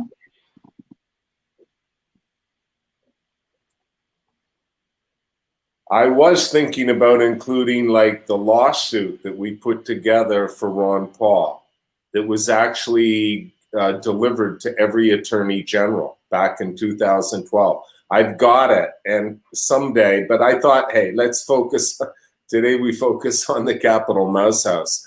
But I delivered a lawsuit on behalf of the Lawyers for Ron Paul. I personally delivered it to the clerk's office in downtown Manhattan to the Attorney General. And we were demanding that people would be able to receive the rights that were supposedly given to them in the Voting Rights Act, I think around 1971, a kind of an extension of the Civil Rights Act, where people, there's some kind of beautiful language that you have a right to vote your conscience. And I think there's some other quite beautiful lines, without intimidation or fear. And furthermore, that if you're an eligible voter, that your vote will be counted. And that you have a right to vote for whomever you want to, not just for the names that are on a ballot. And this requires a write-in, of course, a write-in line. Okay. But only 5 states were providing the write-in line. And so the lawsuit was and a few other states provide the write-in line, but they don't count the votes. Like New York, we have a write-in vote, but they don't count it. So it's kind of crazy. Yeah. Hey, Ian, thanks for joining us today. I'm not going to play chit chat back and forth when I don't have the files. There's like 7 or 8 files. They all got to be unlocked. It's, you unlocked one, then they all went back to relocked. It's, if you want to do a very visual, interview, that we're going to need to, reschedule this and so I can have these all unlocked before an interview. Yeah. Hey, Ian, if you're cool with that, do you want to do the same time tomorrow? We'll make sure that we have all your visuals. Sure. All right. I apologize, Ian. Thank you for being patient and coming back with us. And for those of you that can't see it, yes, what Ian has done here is incredibly inhumane, and he's being absurdly cruel to these mice, comparing them to politicians with his art installation. And I want you to see the animal cruelty on full display here in order to do this right. So, Ian, I appreciate your work as a kind of performance artist in this, and to do this right, we'll have you back on tomorrow. We'll make sure we get all the visuals correct. Okay, and you're right. We're giving the mice a bad name. It's unfortunate. All right, thank you, Ian, and yeah, we're gonna come back to this. Thanks for joining us and being understanding. All right, so we have another caller. Stephen McClure joins us today for an update on Homefront Battle Buddies and his warrants in Georgia. Stephen, how you doing, brother? Not bad. How you, man? Let me get centered up there. So here's basically what's going on for people that haven't heard. I was a pastor at a church. I was the associate pastor of Word of Life Baptist Church in Jackson, Georgia. The police chief, James Morgan, and that city sits inside of Butts County, Georgia, and that sheriff, Gary Long. I've since taken over a full-time pastorate in Dade County, which is very, very northwest, just south of Chattanooga. I go into Chattanooga almost every day. And the sheriff there is Ray Cross. I'm going to bring those names up to explain to you what's going on. Easter Sunday, we decided we were having church service. We had pre-planned and figured out what was going to stop us from having church when the whole COVID thing came up. We hadn't hit those targets yet. At that point, we still haven't. So we contact all the city and county officials. I didn't want to do that. The senior pastor did. That's what we did. We explained to them that we were taking every precaution possible. We moved out pews. We gave people hand sanitizer and face mask upon entry. And we did everything in our power to make sure this was a healthy and safe environment. We knew there was going to be some issues, so I took over the primary seat on the Secretary of State's website so that I would be the primary person the police would want to talk to in case they showed up at church on Easter Sunday. They did. I had a conversation with them. There's this thing called the Notre Dame statute. I'm going to try to be really quick. but it takes a lot more work and a lot more evidence to get inside of a church than it does your home or a business. It's a big legal deal to get inside of a church. So they asked me, hey, dismiss this crowd. I said no. We did that 3 times. And eventually they just kicked rocks. I later got 3 warrants issued for my arrest for 3 counts of disorderly conduct. And it fluctuated. They attempted to put some more charges on there. That's odd in itself. I should have had 1 warrant for my arrest for 3 counts of disorderly conduct, not 3 warrants for 1 count apiece. But that's what happened. So when I was made aware of this, I got pulled over in closer to the city of Atlanta. They told me what was going on. They didn't arrest me because of the whole COVID situation.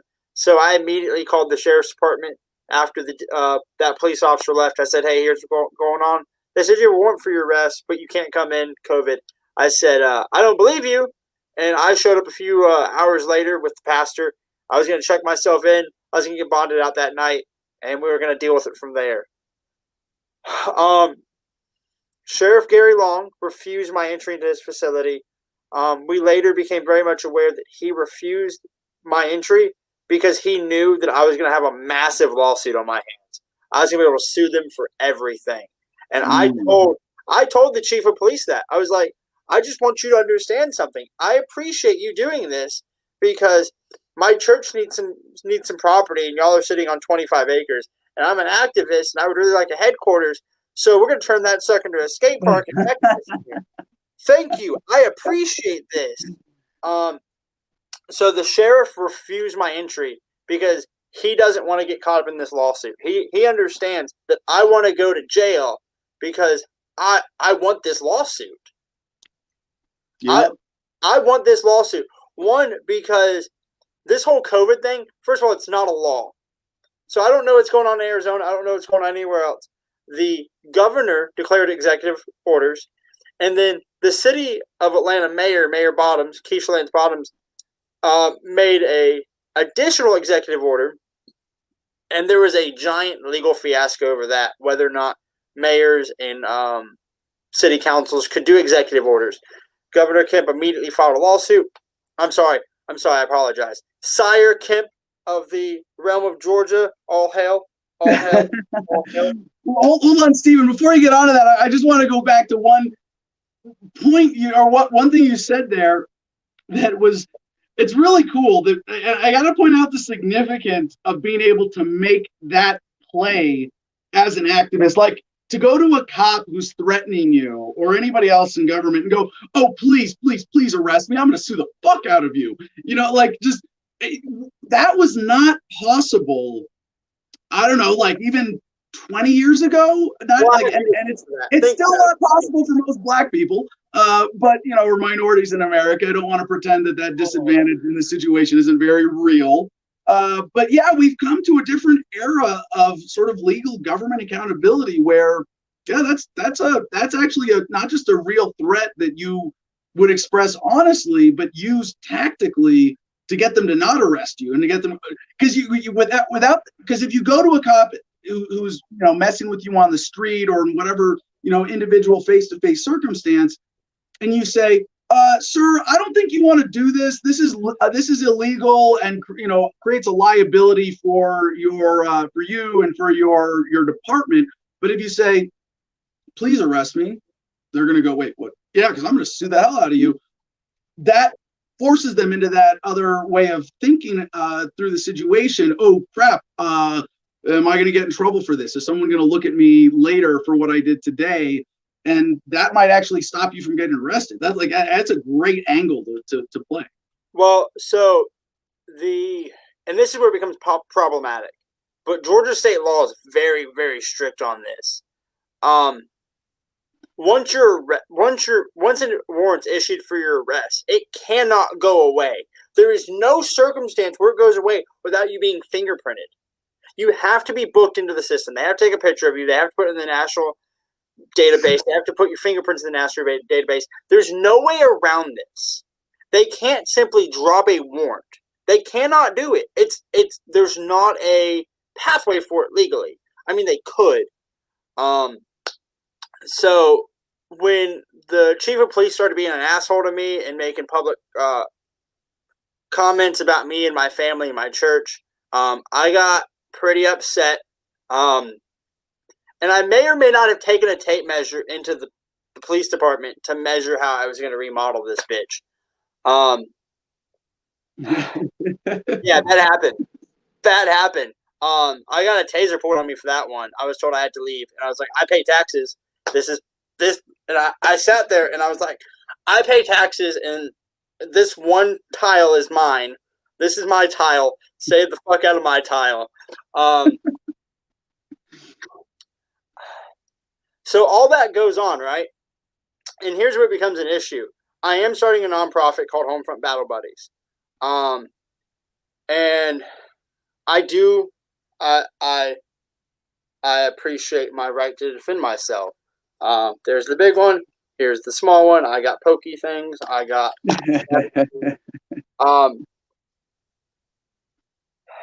I went to Black Friday. I went to, just inside of Chattanooga, to a gun shop to buy a shotgun.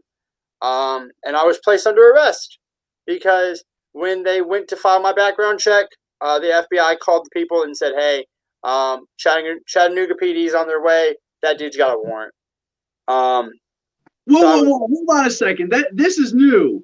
I didn't know that was a thing. You go to buy a gun, and if something pops, they actually try to get someone to come pick you up right there in the store? If you have an active warrant, they're going to come get you.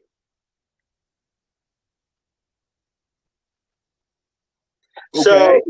So here's how the law works now. They call in and they call the agency that holds the warrant, the sheriff's department of Butts County, and say, hey, we got this guy. And they said, release him right the fuck now. We are not coming to get him. Under no circumstance will we put him in our custody. No. Fuck no. Get him out. And the entire time, I'm sitting there going, I got you! Ah! Hell yeah, I've been in a few situations like that where you're like, wow, this is what leverage against the authorities feels like. I looked at the arresting deputy. I said, if you've already impounded my car, that needs to be fixed immediately. I will be taken back to the sporting goods warehouse. I will complete my purchase. If you get in the way of this, I'm going to sue you too. I'm going to have two headquarters, one in Chattanooga, one in Butts County. Don't play with me. I'm done. I'm completely and utterly done. Stop. So I went back to the sporting good warehouse with the deputy, with the Chattanooga police officer, and I said, I'm going to buy that shotgun. And they said, we can't sell you it. We cannot be a part of this, man. I'm sorry. We cannot. Yeah, I mean, you gotta understand that separately from the retailer's perspective, they are under duress as well, and you can take on that liability, but you can't make that decision for them. Yeah. So I contacted a few other sporting goods stores and I explained to them the situation. They said, we cannot do this. The problem is that we could potentially be arrested. The way that the most honest gun store owner explained to me this way: we hold our license at the will of the government, and if they decide that they don't want us to have our license because we helped you, they're gonna fuck us. It's been a long time since we have had gun rights in this country. They have been turned into privileges. Yeah. And they are extremely conditional. You have a right to own a gun if you check all these boxes. You don't have a right to sell guns unless you check a dozen more boxes. And I know this from my family experience. My father is a holder of an FFL for his ammo company, and the stuff that they have to do, it's silly. And you go, oh, this is how you claim a privilege in our current authoritarian system. It's pretty sad. Yeah, it is. So I contacted the state of Georgia yesterday, and said, "Hey, here's who I am." Because in order for me to start a C3 tax exempt status association, basically, whatever, I just screwed that up. But in order for me to have tax exempt status, I have to have a nonprofit inside of a state. So I called Georgia and I say, "Hey, I want to start a nonprofit, and I have to go through a GBI background check, Georgia Bureau of Investigations." And I said, "Here's my deal," and they said, "There's under no circumstance are we going to give you one. Then you cannot have an arrest within 5 years. You can't have this. You can't have that. And if you have a warrant for your arrest, we're going to come find you." And I'm like, "All right, cool." So I am driving home, and I pull up in my driveway, and the sheriff's department is there. Because the sheriff's department's been made aware that I have warrants for my arrest, and they're going to come get me. And I said, "Here's the deal. Before you put me in handcuffs, you need to call Sheriff Gary Long at Butts County." I said, "If you put me in handcuffs before you call Sheriff Long at Butts County, I'm going to sue you for $25,000 apiece. Yep. I'm going to sue you for $10,000 a minute." And he said, "Your time's not worth $10,000. I said, "Yeah, but that's the going rate for causing me a fucking headache." Now, hold on, Stephen. Before you get into the story, I want to point out just a couple other things that are really important in the bigger picture for the audience, and maybe not for my audience, for our audience with Adam versus the Man, because I'd like to think that most of them kind of know better on this count already. But the government puts out this mythology, this illusion that you have rights, that you have freedom. And you don't realize what the limits are to that until you see other people hit them through the cloud of propaganda that hides these walls that are the limits of your privileges. Even to start a business, right? The government, or at least a lot of the propagandists, want you to believe, "Oh, we have a free market system. The American dream is alive and well. Anybody can start a business. Anybody can succeed." And it's still true to an extent, despite these walls that you have to break through. But the government can take away those rights at any time at whim.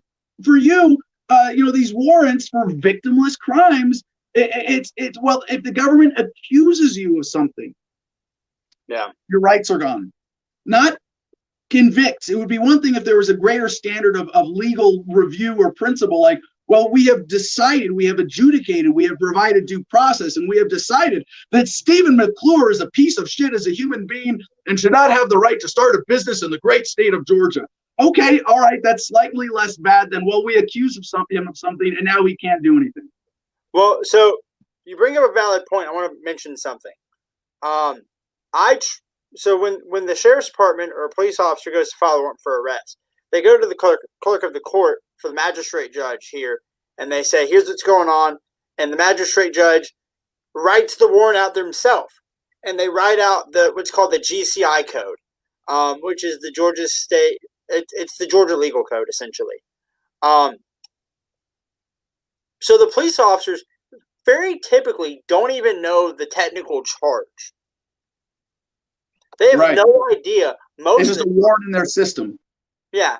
They just go to a guy, and the guy fills out the paperwork for them. They have some lawyer at their disposal. I was fed up. I was angry. So this was months ago. I went to Butts County Courthouse. I had to be COVID checked, and I had to wear a mask, and I had to be treated like shit by government employees who can't be fired. And I said, "Hey, I want to issue a warrant for James Morgan." And they said, "Okay." And I explained to them the situation. They said, "What's the GCI code?" And I said, "That's not how this works." And I'm watching a sheriff's officer, I'm watching a deputy file a warrant. And I said, "He's not doing what you want him to do." They said, "He's a government employee. There's a different set of rules for him." So I looked at it and I was like, okay, the GCI code for being an asshole is GCI asshole. And somebody looks at me and goes, "James Morgan, like the chief of police?" I said, "Yes, I want the chief of police arrested for being an asshole. He is a stain on this society." And it didn't go anywhere, and I got ushered out of the courthouse. I was lifted up off my feet by three dudes taller than I was, and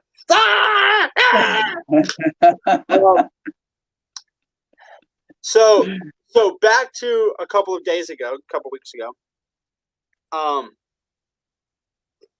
I am on my front porch. There's half a dozen deputies because 135 pounds of asshole is a fucking dangerous thing, I guess. I appreciate that. When you send 6 dudes in body armor after me, it makes me happy. I'm just like, woo, y'all are pussies. Oh, don't be flattered, Steven. It's not you. It's their federal military gear being handed down and having to justify their budgets. You're not special. If they had to arrest a dog, they would do the same thing. They don't arrest dogs; they just shoot them. Just bam! Oh, that's right. My bad. Right. All right. I guess if they had to arrest a koala bear, they probably still send 6 koala bears fully armored dudes in an MRAP. Koala bears are black. black. We don't have koalas in America. Koalas are black. They get shot. Especially in rural Georgia. But I looked at the lead officer and I said, I seriously want you to know, I'm going to sue the holy shit out of y'all. This is a civil rights violation. He goes, how is it a civil rights violation? I explained to him the situation. He goes, oh shit. Mm-hmm. I said, so I want you to get in contact with Sheriff Gary Long right now. And 15 minutes later, some white Tahoe pulls up and a dude in a cowboy hat walks out and he goes, I'm Ray Cross. I said, okay, who are you, Mr. Cross? He goes, I'm Sheriff Ray Cross. I said, okay, have you talked to Sheriff Gary Long? He goes, my captain's on the phone with Butts County. I said, okay, what do we know so far? He goes, I'm not sure. 3 or 4 minutes later, his phone rings. He walks away. He comes back and says, unhandcuff him now. So where are you with all this now? Because Steven, I want to, before we go, I want to make a point about Homefront Battle Buddies, and I want to share a relevant Supreme Court case that was recently. What is your current legal situation then? Every time I get stopped by the police, it's going to cost me an hour of my time. And this is just a warrant hanging out that has no immediate prospects of being resolved at all. The only way it's going to get resolved, I've talked to multiple lawyers, I've talked to people in the city, talked to people in the county, talked to everybody. The only way it's getting resolved at this point is if Sheriff Gary Long loses re-election to the chief of police. The chief of police will have me arrested, and I will inherit everything in 6 years, 10 years. And I talked to an attorney who said, look, here's the deal. You're going to jail. At some point, you are going to be incarcerated. They are probably going to set your bond as high as possible. You will beat this. That's the sheriff right there. And you gotta get his face on screen. Yeah. Well, here's the funny thing. They no longer publish James Morgan's personal phone number because some anarchist group was threatened to kill him and beat his ass. And I was like, I don't know anything about that. I know a few anarchists, but they're not violent people. So maybe one of your guys did. I don't think that anybody in your audience would threaten to kill a chief of police. So basically, from what's going to happen, at some point, James Morgan stepping down. Depending on who takes his seat after that, I'm probably going to jail sometime immediately afterwards, especially if James Morgan wins the election. And then I will spend somewhere between a couple of days to 2 weeks waiting to go in front of a judge. It's not going to look good that I've been on the run for so long. They're going to set my bond excruciatingly high, potentially in the $100,000 range, because that's what they do when you don't turn yourself in immediately. And then at some point, I'll go to court. They don't see this upholding. They don't. And then they see me winning a lawsuit, but they see me winning a lawsuit after years of litigation. Right. Now, so Stephen, that's perfect transition for what I want to get to next here. I have, I know this is maybe not hard to believe, but I have two pending cases that are very relevant to what you're talking about here. One of them for a warrant for a cannabis possession misdemeanor in Wise County, Texas, that I believe is a simple product of administrative error at first, and is now there due to neglect and negligence, or deliberate negligence in terms of it's Adam, let him have this warrant. Screw it. It's non-extraditable. For me, if I get arrested or pulled over somewhere else, it might be 5 extra minutes. Hey, did you know that you have a warrant for your arrest in Texas? Yeah, whatever. Okay, and it's for cannabis misdemeanor possession. I mean, something that's about to not even be a crime anymore. And they're ignoring me. I'm like, all right, well, I guess it's time to start suing you. And I'm ready to take it to that next level and fight back and be proactive. And it's a weird administrative kind of hurdle for a lot of people in these circumstances to wrap their heads around and go, I can just do this. I don't have to, I don't have to talk to a bunch of lawyers. I don't have to have thousands of dollars, although it helps. You can file claims yourself. You can file suits yourself. And yeah, it takes some time. It takes some research to figure out the documents if you're not, a lawyer or a paralegal. But it's not that hard to get in and fight back that way. But hold on, Stephen. I got my other case here, maybe a bit more relevant, is in my Shall ID lawsuit in New Orleans, where they arrested me for failing to show ID, even though I was not being detained for suspicion of committing a crime. So very clear legal violation. There's video of all of this. And in that case, I had a lawyer find me, and I got to give a shout out to my attorney in New Orleans, Kearney Laughlin, for taking this and taking the initiative to fight back, not just to sue for the civil rights violation, but the physical damages. If you couldn't tell, I was dropped on my head at some point. It was during that arrest. And you've been dropped your head a few times while being arrested. Yeah, it's not the first time I've been roughed up by cops. But this is something that's still pending as a lawsuit.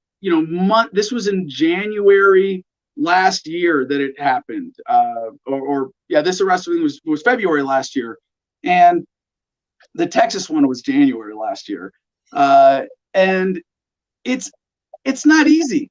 It takes a lot of patience. It takes a lot of persistence. It's a lot of paperwork.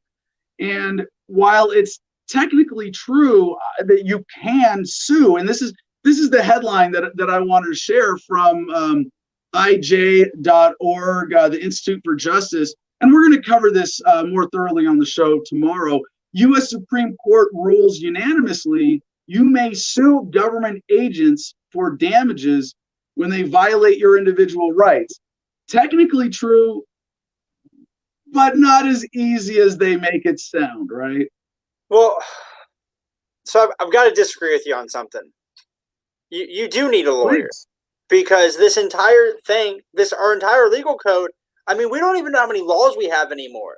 There's no idea how many laws are in the United States. So to say that you can do this on your own, I mean, sure, if you're a Supreme Court judge and you know the laws front and back, left, right, up, down, in the dark, but man, to say that lawyers don't know that. Hold on, now, Stephen. Now I'll meet you in the middle here, because to sort of be more nuanced in my assertion here. It's not that anybody can just go, oh, I want to sue so-and-so. Google, how do I sue so-and-so? It's not that simple. Like I said, lots of research often, lots of work, lots of writing back and forth with judges and clerks and things like that. It is possible. And if you're not capable of it, know your limit. But I defended myself in this Texas case, and I beat 4 felonies and kind of a misdemeanor. I mean, we'll see. But yeah. No, I beat 4 felonies at least pretty decisively by defending myself. And I would encourage people not to say, oh yeah, commit to defending yourself or doing legal stuff pro se, but consider it. And when you can't afford an attorney to proactively sue government agents, look into seeing what nonprofits, volunteer organizations out there could help, rather than just, oh, I got to call an attorney and put in a $5,000 retainer. No, screw that. Look at options, and some of them are doing parts of it yourself. Now, you said something that I want to kind of hone in before we go to home front. In Texas, marijuana is probably going to be pretty legal pretty soon. I really do believe that whenever we, as a nation, admit our wrongdoings, like we stopped prohibition on marijuana, or a couple years ago when we said, you know what, you actually do have the right to marry whoever you want to marry, regardless of genitalia or whatever. And as a pastor, it really offends me when politicians go, the Bible, Genesis, and I'm like, what does Romans 8:14 say? If you're such a theologian, let's just start spitting Bible verses out. But when you're dealing with the nation, when you're dealing with the country, and they backpedal and say, you know what, we were wrong, I think it's just a matter of maybe a year or two, or maybe 5, before marijuana is legal. I don't think there's a whole lot more I can do. I think we're already down that slope. I'm happy with it. One thing that I want to push forward, and maybe you'll help me on this, from this point forward, if as a nation we admit that we were in the wrong for the last 40, 50, 60, 80 years, how about this? How about we open the prison gates and say, if you're a non-violent marijuana offender, the only reason you're in jail is for trafficking a little bit of pot, or maybe a lot of pot, go home. You're free. We messed up. Our bad. Go home. But what's probably going to happen is we're going to say, well, you were arrested back in 1989 for 20 pounds of marijuana, and you're going to rot hell, motherfucker. Like, that's what our legal system's going to do. And it's things like this that make me angry at myself for enlisting. Oh. Like, the fact that I defended that lawyer, the fact that I put my life on the line to help that politician, makes me feel like a scumbag. Well, Stephen, I know you're a little better adjusted than that at this point, and it really is a perfect transition to talking about Homefront Battle Buddies here, our new veteran service organization for veterans who want to seek community and therapy outside of official government channels. And there are a lot of reasons that someone might want to do that, either for better treatment, or to avoid certain legal liability, or to just stay as far away from government as possible and be able to seek treatment or community, whatever it is, with other veterans. And you face these challenges now. I guess we haven't formalized it yet, but what it's looking like is that I'm going to be the chair of this organization, and Stephen is going to be the executive director. At least that's how our roles seem to be developing at this point.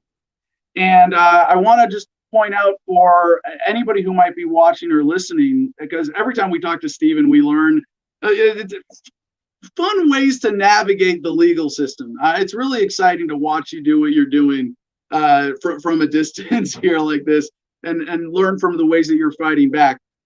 But we need help with this. And so this is a call for volunteers. You see, there are a number of hurdles that we face. And right now, Stephen has to look into what he's got to do to form a corporate organization in Arizona because his privilege has been denied in Georgia. Yep. Oh, and here's the thing. There are GBI officers who know about my case, who are aware of the fact that this is wrong.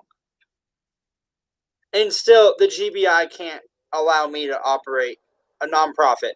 And think about this. This is one of my biggest issues with the VA. Here's why I don't deal with the VA anymore. I have insurance. I don't need insurance. I have insurance. And here's why. When I was 20, I got severely injured. I went to rehab for a year. I have a Bronze Star. I have a Purple Heart, all because of that one incident. I had to relearn how to walk. Okay? I come home. I leave the state-of-the-art medical facility in Hawaii. I come home, and I wasn't having nightmares. I wasn't having flashbacks. I wasn't having night sweats. I was simply having the inability to sleep at night. For some reason, it might have been the fact that I just spent 18 months in Hawaii and now I'm in Georgia on a 6-hour difference. But there was about a 2 or 3 month period where I wasn't getting a good night's sleep at all. Mm-hmm. So I went to the VA one day and said, hey, I'm having trouble sleeping. And they looked at me and got some information. They said, oh, you were in a war zone. I said, yeah. They said, and you're having trouble sleeping? Said, yeah, I'm having trouble sleeping. So after waiting for 5 hours, they hand me a yellow slip of paper, tell me to walk down corridor F, go to room 502 at the Atlanta VA. These are real places. This is a real thing. It's corridor F, room 502. I go to corridor F, room 502, the Atlanta VA. I hand this lady a piece of paper thinking, oh, they're going to finally make me an appointment. I'm going to talk to a physician or somebody. And they hand me a paper bag like you would get at Ingles. And I'm like, what? I am legitimately confused. And she said, here's your meds. I'm like, no, I'm here to make an appointment. She goes, sir, this is the pharmacy. And I look up and she goes, you are Stephen McClure, right? And I said, yes, I am. I'm here to make an appointment to talk to a physician. I'm having trouble sleeping. She goes, oh, this is going to help you sleep. There were 14 pill bottles. 8 of the pill bottles had on the side effects list of 8 pill bottles out of 14. Yeah. Suicide. Yeah. Yeah. Not depression, not anxiety, not whatever. Suicide. Yeah. Yeah. I had 3 out of 5 when I same story for me. 3 out of 5 prescriptions that I went in having trouble sleeping. I'm sorry, Stephen. Stephen, I want to get onto the positive empowerment and moving forward with this just to wrap things up. So here's what Homefront Battle Buddies is doing.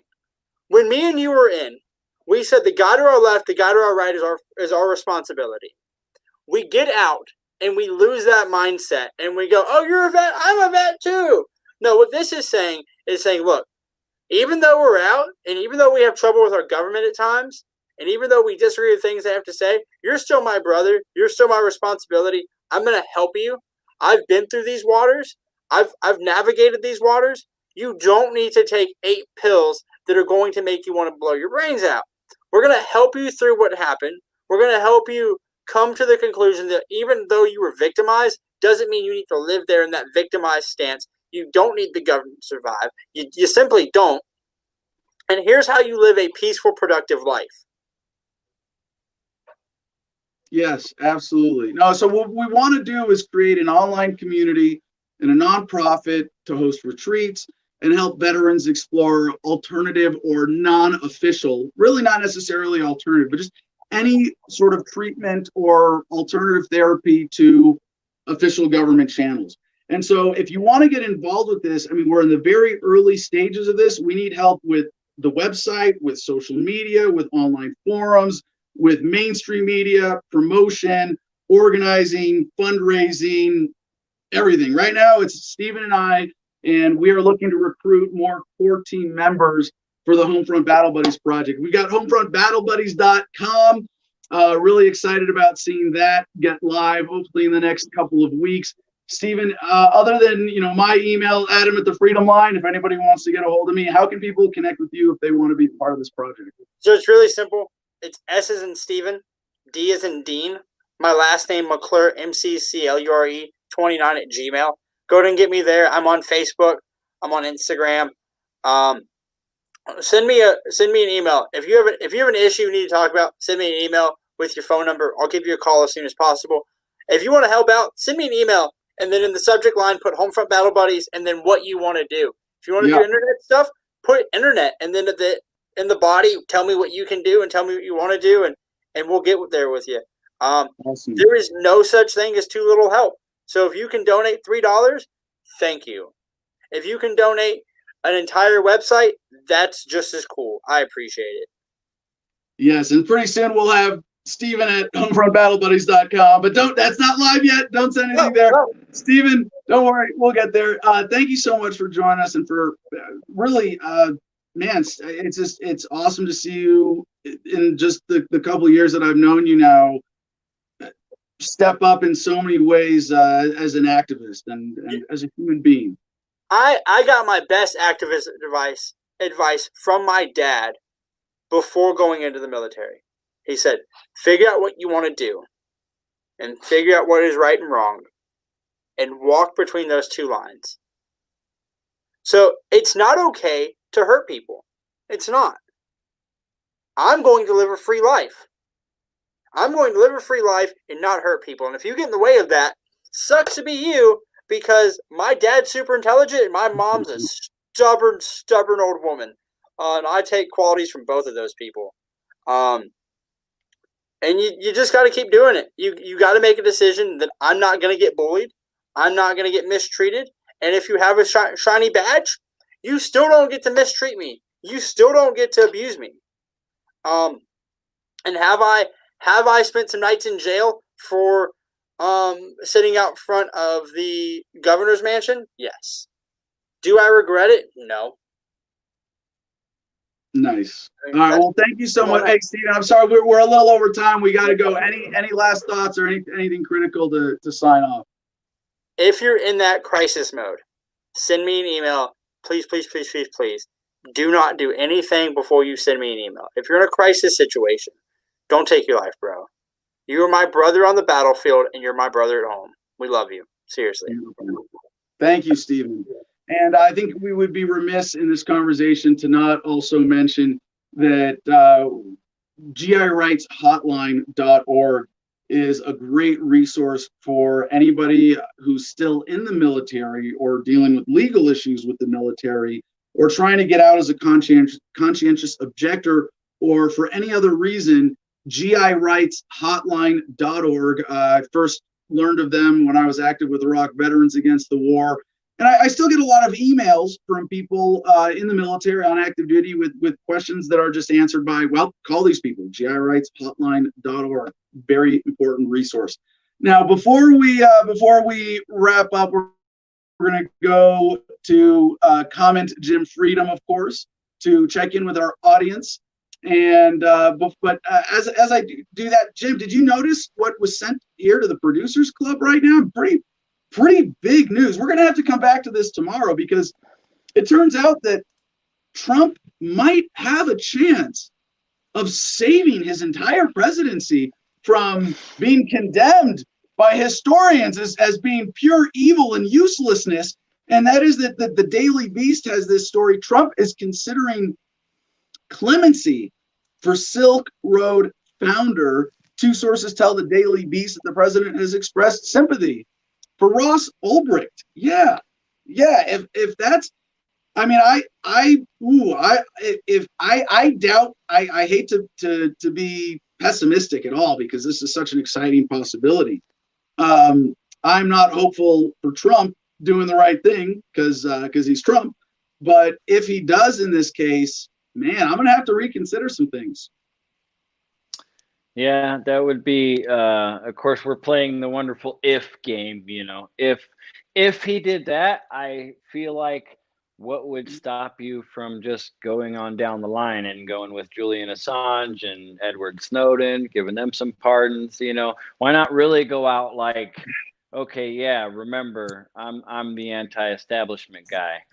You know, like really nail it in and concrete his position as the anti-establishment guy, when in reality, it seems like he's concreting himself as the establishment guy that wants to bow out gracefully, yet pretend like he's resisting and he'll be back, you know, next round as a serious contender. Well,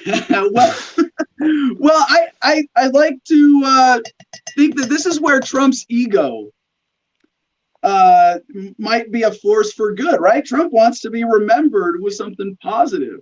Right. I think hope. It would be cool. He's a much better showman and master manipulator than most of his critics give him credit for.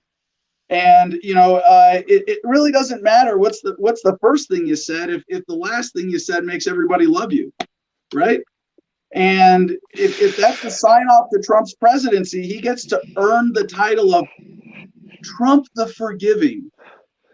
Imagine that. I mean, Doesn't that sound like Trump's ego would love being labeled Trump the Forgiving at the end of his presidency, and that's his legacy? That's what he's known for? I mean, it's kind of contradictory. There's so many problems with that. But Trump the Liberator, I mean, and he has the money to work that narrative or that nickname into the mainstream if that's what he wants to do. Yeah, I would love to see a wave of pardons and clemencies, with the last days of the Trump presidency. I'm not going to hold my breath, but we'll get into this one tomorrow. We'll get into the Ross Ulbricht story specifically. What do we have from the audience now, Jim? Well, we'll keep it short because of our overtime here. Don't Be a Status says, yep, Adam and I are warrant buddies. That's right. I have a warrant in Temple, Texas for a traffic ticket. Some serious criminals here. Yeah. I like what 1054 pointed out. There are thousands of languages in the world, but the one that no one speaks fluently is attorneyese. It's impossibly complex by design for a reason. And that's obviously, we understand that. And like when you were saying with the guest, you were pointing out that like basically what a lawyer does and he'll have taken cases and he can remember stuff he's done before. But generally speaking, when somebody walks into his office and they have a case, he's agreeing to do that research for them that you could have done. You know what I mean? He's agreeing to look up the specific laws that are going to be needed to fight your case and all things that you could do yourself. This is not legal advice in any way. Nothing in this show has been just for legal determination. So thank you for that. And moving on. And to Stephen's point, when you're doing legal work for yourself, you have to keep the known unknowns in mind. Right? Like Donald Rumsfeld, my favorite statist, would remind you there are known knowns, known unknowns, and unknown unknowns, right? Well, you know that you don't know a lot about the laws that are out there, and there's so much stuff on the books. So there's certain pitfalls with that, but I would encourage everybody. And again, if I love consulting people on this. If you ever want to ask me a specific question for legal advice that's not legal advice, I'd be happy to oblige. Exactly. Cool. We got good news for today, or are you just closing it out? Yeah. Oh man, we today is actually a great day for good news on this day in history from goodnewsnetwork.org. At least of which is that it was Ludwig van Beethoven's birthday 250 years ago today. He was born in Bonn, Germany. And he ranks amongst the most performed of any musician, classical or otherwise. But more importantly, on this day in 1773, the Boston Tea Party, members of the Sons of Liberty disguised as Mohawks, dumped crates of tea into Boston Harbor to protest tea taxes. Also, Good News Network really nailed it today. 1969, British MPs voted overwhelmingly to abolish the death penalty. Yeah. Now, they got Jean-Bertrand Aristide elected president in Haiti's first democratic election on this day in 1990. Generally good news, sure. Now, not necessarily, I don't know.